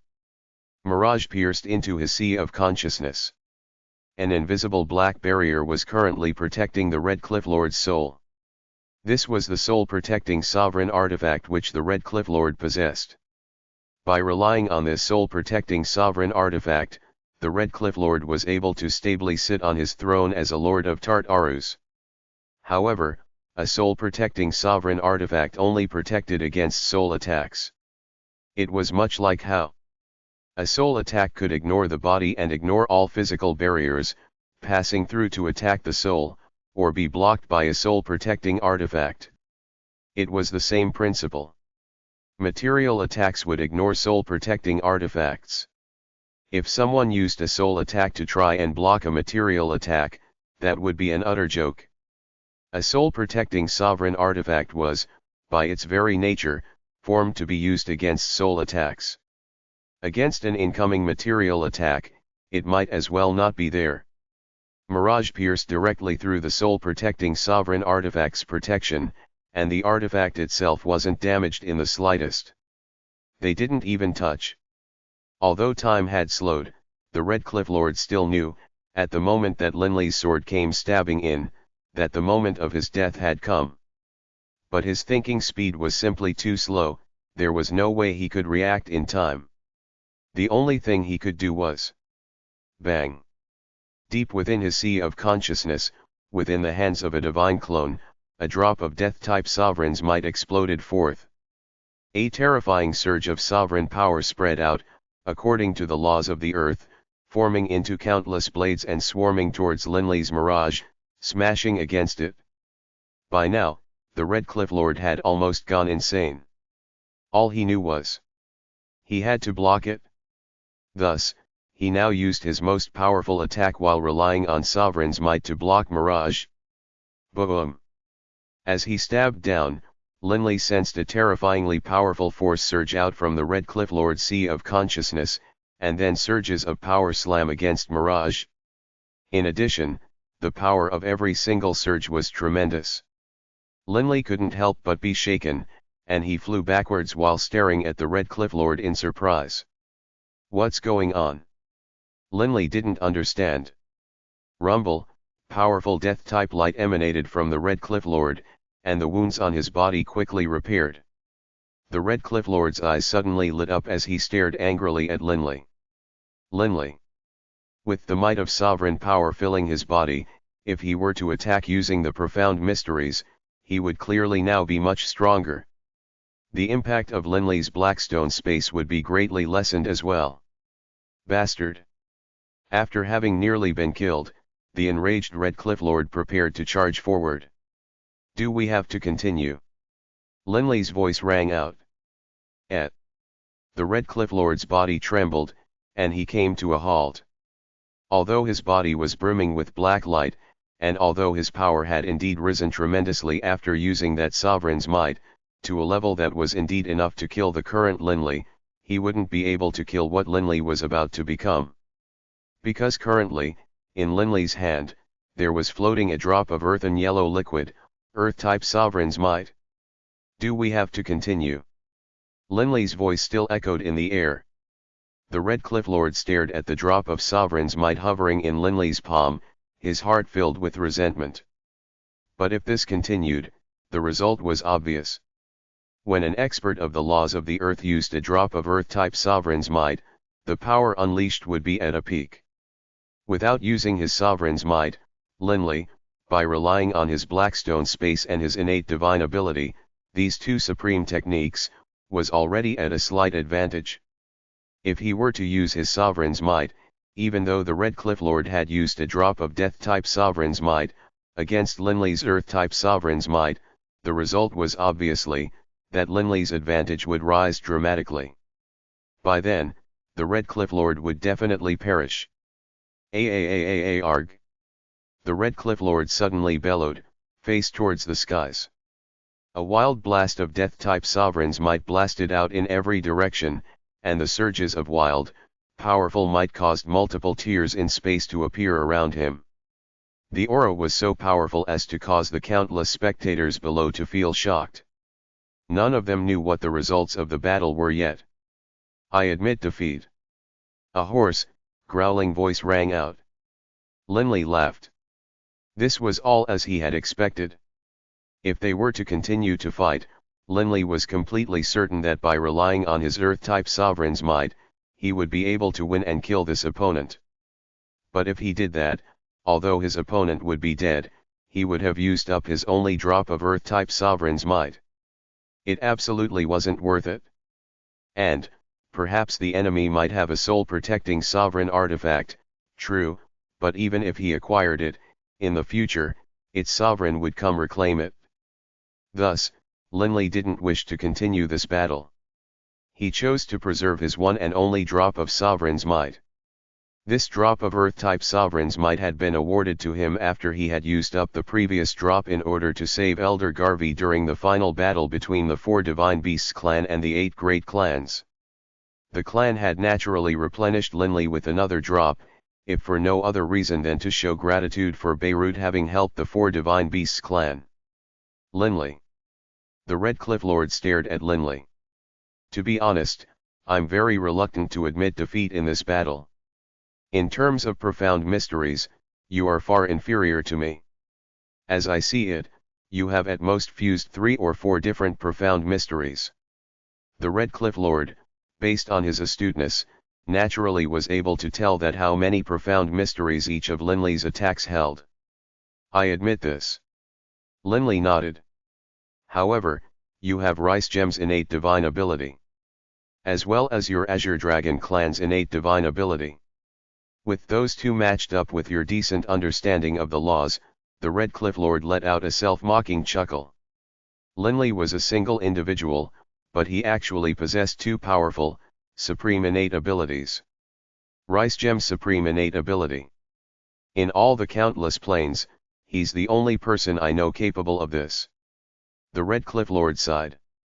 This sort of supreme innate ability that allows him to constantly change the direction of a gravitational pull does indeed make others feel envious. This alone makes it so that virtually no one can surpass him in close quarters combat. Linley nodded slightly. "I lost. Having lost to 2 such supreme innate abilities, I have nothing to say." The Red Cliff Lord sighed. Linley laughed calmly. He could tell how reluctant to admit it the Red Cliff Lord was. But so what if he was reluctant? Innate divine abilities were a part of a person's power. For example, BB, he had fused no profound mysteries at all, but once he unleashed his innate divine ability, Godator, how many could resist him? There was nothing for it. This was an innate ability. As for Linley, he had 2 powerful innate abilities. Because he had fused a low amount of profound mysteries, this made it so that, Linley's potential was tremendous. But as for the Red Cliff Lord, he had already tapped out all his potential. "Red Cliff Lord, let's publicly announce the results." Linley laughed calmly. Just now, the conversation between the two of them after the battle came to an end had intentionally been separated from the spectators through God's realm, so that no one below could hear them. "Fine." The Red Cliff Lord nodded. The Red Cliff Lord looked down at the countless spectators, then said in an emotionless voice, "This duel is concluded. From today onwards, Linley is the next lord of this region." After speaking, he transformed into a black blur, streaking towards the west. Clearly, he was going to leave the Red Cliff region. Silence. The countless spectators below instantly fell silent, and then erupted into a cacophony of cheers and chatter. Actually, when they saw Linley's sword stab through the Red Cliff Lord's forehead, they had already expected this. Now that the Red Cliff Lord had openly announced it, the results became confirmed. Linley. Someone cheered jubilantly. Linley. The cheer seemed to be infectious, and the countless people below all began to cheer in celebration. They all knew. Yet another miracle had occurred. Having defeated the previous Red Cliff Lord, a new Red Cliff Lord, Linley, was born. Swoosh. BB flew into the skies. He flew to Linley's side, excitedly looking at Linley. Boss, you succeeded. Ha ha. A Lord of Tartarus. That's someone on the same level as a Purgatory Commander or a Lord Prefect of the Infernal Realm. Linley stared down at the scene of the countless thronging, celebrating masses. He couldn't help but have a feeling as though he was apart from the rest of the world. He still remembered how, when he just entered the Infernal Realm, he had hidden within the Black Dragon tribe. How nerve-wracking the fiend trials had been. It seemed as though, in the blink of an eye, he had somehow become a Lord of Tartarus. BB, we are finally qualified to enter the planar battlefield. Linley laughed. Right. BB laughed happily as well. Linley and BB, these two brothers, were currently high in midair chatting. They didn't notice whatsoever that an old, familiar face was currently amongst the countless thronging masses below them. A man dressed in a white robe, with long, unbound black hair, and a pair of scarlet eyebrows. He was smiling as he looked at Linley and BB in the air. This person, amazingly, was the supreme expert who had provided guidance to Linley when Linley was young, Blue Fire. It seems Baruch was worried over nothing. Linley's power is even greater than I had imagined. There's no need for me to remain here, oh, and the planar wars are currently proceeding. I need to come up with a way to enter the planar battlefield and watch. Blue Fire immediately turned and left. His body was very real, but when he walked away, it seemed to become like a mirage. In the blink of an eye, he easily traversed the massive, dense crowd of 100 million deities. When exited the crowd, his body seemed to transform into a blurry, fiery illusion. Transforming into red flash of light later, he disappeared into the horizon. In terms of speed alone, he was, amazingly enough, even faster than the former Red Cliff Lord, who had shocked Linley with his speed. From today onwards, the estate of the Red Cliff Lord was now Linley's estate. Your Lordship, Gunmoli said respectfully. Gunmoli now had the feeling as though there truly was no such thing as permanence in this world. Not long ago, he was leading Linley to pay his respects to the former Red Cliff Lord, but in the blink of an eye, Linley had become the current Red Cliff Lord. But of course, he knew that Linley was actually an elder of the Azure Dragon clan. Linley glanced at Gunmoli, then said, Gunmoli, I wish to ask you something. If I wish to enter the planar battlefield, do I need to bring any proof of my status? No need. Gunmoli laughed immediately. Your Lordship, don't worry. Once a person defeats the previous Lord and replaces him, the news will, within a single day, become known throughout the various estates of the Lords of Tartarus. At the same time, information regarding you will also spread to Flamebone Mountain. Linley nodded slightly. All you need to go is head over there, Your Lordship. They will naturally recognize you, Your Lordship. At most, Your Lordship, you might just simply reveal that legendary sword of yours, which can become invisible.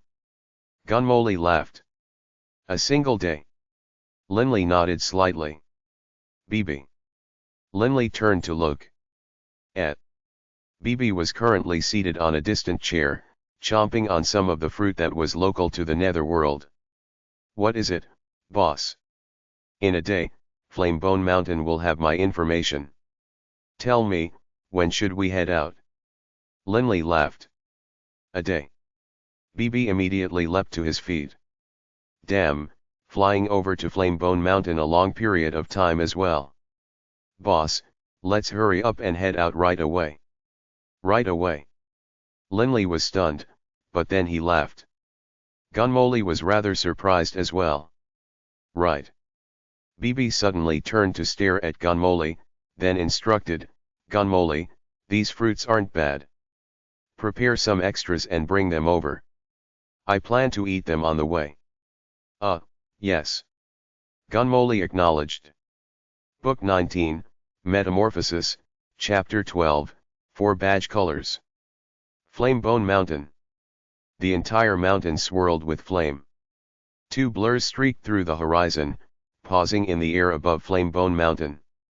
It was Linley and BB. Crunch. BB viciously bit into a fruit, lowering his head to stare down at the mountain peak below. Boss. Last time we came to this place, we were blocked by those guards. It was because we weren't Lord Prefects or Lords of Tartarus. It's only been 2 or 3 months, right? Boss, you are a Tartarus lord now. I wonder what sort of looks those guards will have on their faces. As he spoke, he casually tossed the core of the already eaten fruit off to one side. Let's go. Laughing calmly, Linley flew into the skies, with BB following behind. Atop the mountain peak, there was a completely pitch-black, ancient-looking castle. It, too, was wreathed in flames. There were still many guards patrolling outside, and at the front gate, there were more than 10 people, divided into 2 lines, standing there. Upon seeing Linley and BB, one of the black-armored guards stepped forward slightly. Them again. This black-armored guard, amazingly, was the guard who had received Linley last time. It had only been a few months, after all. The guards here were very rarely changed. Hey, why did you 2 run over here again? The black-armored guard couldn't help but frown as he spoke. Last time, I told you 2 already. We can only open the interspatial gate to Lords of Tartarus or Lord Prefects. Linley and BB landed. Boss, these guards don't seem to know your status. BB said, puzzled. Didn't that guy say that in one day, your information would spread to Flamebone Mountain? Why don't these guards know? We spent quite a few days flying from Flamebone Mountain to this place. Boss, your information should have arrived here long ago. Linley glanced at the guards, then laughed calmly. Information regarding me should have made its way to the high-level members of Flamebone Mountain, but these ordinary soldiers haven't gotten the word yet. Linley didn't want to waste words with these ordinary guards, and so he immediately strode forward. His sudden movement forward naturally caused these guards to all feel surprised. Halt! More than 10 guards stared at Linley. The 2 of you, this is no ordinary place. You can't just barge in. We aren't able to stop you, but you don't dare offend the sovereign either, right? The leader of the black-armored guards stared at Linley and BB with his blue eyes. Last time, they already learned of Linley and BB's power, and so they didn't dare to act too wildly. I am the Red Cliff Lord. Linley said calmly. The 10+ black-armored guards were instantly stupefied. You must be joking. The black-armored guard couldn't believe it. Laughing, he looked at Linley. It's only been a few months. First, 100 victories in the arena. Then, the challenge to a Lord of Tartarus, resulting in victory. All in just a few months. This sort of speed was far too fast. The black-armored guards didn't dare to believe it. Stop wasting words. BB shouted impatiently. If my boss tells you that he is, then he is. Hurry up and find your leader. He will definitely know the news regarding the new Red Cliff Lord, Linley. The black-armored guards looked at each other, then studied the looks on Linley and BB's faces carefully. Captain, They seem to be telling the truth. The black armored guards whispered to each other secretly through divine sense. But it's only been a few months. This is too wild.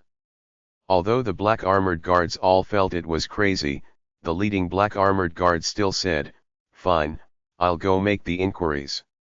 Please wait here, the two of you." After speaking, the black armored guard immediately flew into the depths of the castle, while Linley and BB waited patiently outside. The remaining black armored guards continued to stare at Linley and BB in surprise. These black armored guards clearly didn't dare believe it. Quite a while later, "Redcliffe Lord, Redcliffe Lord." A deep voice rang out. Linley and BB turned to look, only to see a muscular, blue-armored man who was slightly taller than even Linley stride out with big steps. The black-armored guard behind him stared at Linley in amazement. The blue-armored man's gaze fell directly upon Linley, and his eyes immediately lit up. "Redcliffe Lord, we just received word not long ago, and we weren't in a hurry to pass it down.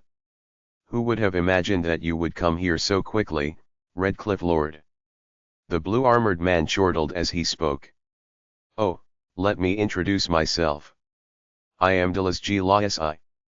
Linley." Linley laughed in acknowledgement. Hearing Linley report his name, the muscular, blue-armored man nodded and laughed. "Given that we received information regarding you already, we are certain of your status, especially upon seeing this youth by your side. However, your lordship, please still provide some small bit of proof for us. You can either dragon form or show off that invisible, godly sword you possess." Linley just stretched out his right hand.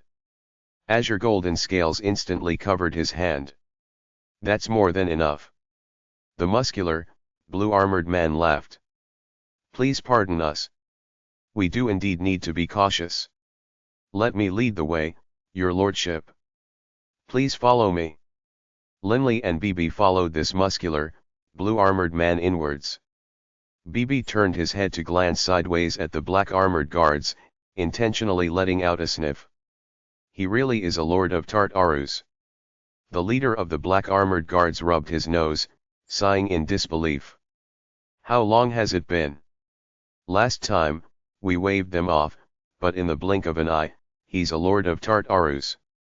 This Lord Linley is fairly good-tempered. If it was the likes of the Flamebone Lord, Captain, and you dared to be so disrespectful, you most likely would have been killed in a fit of anger." The nearby black-armored guards smirked and laughed. Although this castle belonged to the sovereign, the normal affairs of the castle were carried out by a sovereign's emissary. The sovereign's emissary was the one who arranged for these guards to be present. If a lord of Tartarus killed a petty guard, would the sovereign's emissary get into a dispute with a lord of Tartarus, for the sake of the petty guard? When I think about it, it is rather frightening. Still, I continue to feel as though I'm in a dream. The black-armored guard couldn't help but look towards the direction in which Linley and BB had just walked, shaking his head and sighing. Linley and BB, under the guidance of the blue-armored Delas, continued to advance down a wide corridor. This wide corridor actually slowly went deeper into the ground. Although it went downwards, it was still wide enough for more than 10 people to traverse simultaneously, and was at least 10 meters high. Only, given that they were underground, it was rather dark. The interspatial gate was built in the heart of the Flamebone Mountain. The muscular Delas walked while laughing and explaining. The planar battlefield is connected to the 7 divine planes and the 4 higher realms. In total, there are 11 interspatial gates. According to legend, this great work was completed by the 4 overgods working in unison. In unison? Linley said, amazed. Indeed, only the likes of an overgod could construct interspatial gates of this level. However, Linley hadn't imagined that the 4 overgods actually joined forces for it. He, your lordship, that's just what I've heard. Delas chortled. Overgods, they are so powerful, but I've never seen one.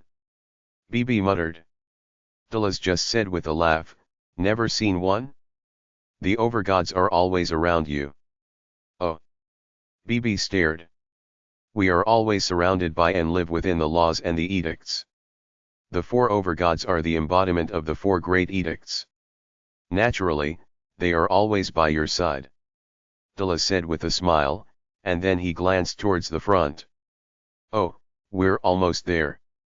The interspatial gate is just up ahead. His lordship is there awaiting you too. Linley looked forward. He could faintly sense a unique aura from up ahead. At the end of the corridor was an extremely wide, heavily guarded chamber. In the center of the chamber, there was a black pool that was around 10 meters in diameter. In the center of the pool, there was a gate that was 5 meters long, 10 meters high.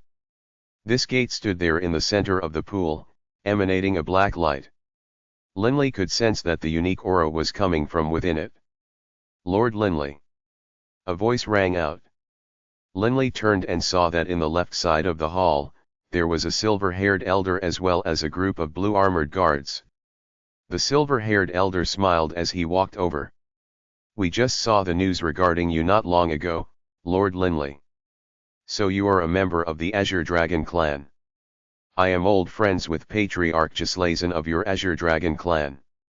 Oh, I forgot to introduce myself. I am Golan Gowlun. Mr. Golan. Linley smiled. I wish to enter the planar battlefield. I'm not sure what I need to do. This is simple. The silver-haired elder made a pair of palm-sized badges appear in his hand. These two badges emanated a black aura, but although both were covered with black light, they were made from different materials. One was made from a completely blood-red material, while the other was made from a completely black material. Of the two badges, the blood-red one represents a commander, while this black one represents an ordinary soldier. At the same time, it also represents that you two belong to the side of darkness in this battle. As he spoke, he delivered the two badges, which flew to Linley and BB. Linley accepted the blood-red badge, while BB accepted the black one. Please bind them and take them into your body. The silver-haired elder laughed calmly as he spoke. After you enter the planar battlefield, if you encounter someone on the same side, once you draw near, you'll be able to sense each other's badge's aura. Linley laughed. This was the same concept as the badges of the four Divine Beasts clan. Linley and BB immediately bound the badges by blood and took them into their bodies. The two of you, the stone tablet over here has some information regarding military merits carved into it. Please take a look. The silver-haired elder pointed to a nearby stone tablet that was erect against the wall, roughly 1 meter wide and 3 meters tall. Military merits. Linley and BB's eyes lit up. This time, Linley had come especially for the sake of accumulating military merits. He immediately walked to the stone tablet, looking through it carefully. The information on the stone tablet was quite simple, but upon seeing it, Linley took a deep breath. How brutal! Linley said to himself. The rules of the planar wars. Each war was divided into two sides. One side's commanders would have red badges, with the soldiers having black badges. The other side's commanders would have gold badges, with the soldiers having white badges. To become a commander, one had to be a Tartaru's lord, a lord prefect, an Azura, or someone on the same level. As for soldiers, they had to be high gods. For example, Linley and BB. If they killed someone on their own side, they wouldn't have rendered any military merits. Only by killing enemies and acquiring 100 white badges would they acquire a single drop of sovereign's might. Upon acquiring 10,000 white badges, they would be able to acquire a sovereign artifact. But of course, if they gained 10 gold badges, they could also trade for a sovereign artifact. However, there was one thing: gold badges couldn't be traded for sovereign's might. To trade for sovereign's might, one had to acquire white badges. This destroyed any chance of one being able to acquire a large amount of sovereign's might. In addition, if one managed to kill 5 enemy commanders during the planar wars, after the battle concluded, the military merits could be recorded. Once the next planar wars began, if one killed 5 more commanders, the total military merits rendered would be 10, and by then, one could still trade for a sovereign artifact. So it is cumulative. Linley sighed. And one has to kill ordinary soldiers. Isn't that just butchery? Although it seems simple, the ordinary soldiers are all gathered in one place. To kill 100 of them, you'd most likely suffer the attacks of 10,000 soldiers. Most 6-star fiends and 7-star fiends possess spiritual attacks that are a tenth the power of a Lord Prefect's. But an attack from 10,000, even a Lord of Tartarus would have to flee, and would be killed if he didn't flee fast enough. The silver-haired elder, Gollin, said with a calm laugh. Linley couldn't help but nod. If a commander encountered 10 or perhaps a few dozen soldiers, it wouldn't be too hard to massacre them. But if the commander encountered 1,000 or more than 10,000 soldiers, attacking would be suicide. Every single commander is hard to kill. Everyone who dares to enter has their own ways of preserving their lives. Thus, that's why military merits can be accumulated over time. The silver-haired elder, Gollin, said with a calm laugh. If you take part in several planar wars, you'll be able to accumulate enough military merits. But of course, you also might lose your life in the planar wars, resulting in all your efforts being for naught. Linley nodded slightly. Mr. Gollin, we'll head in, then. Linley immediately said.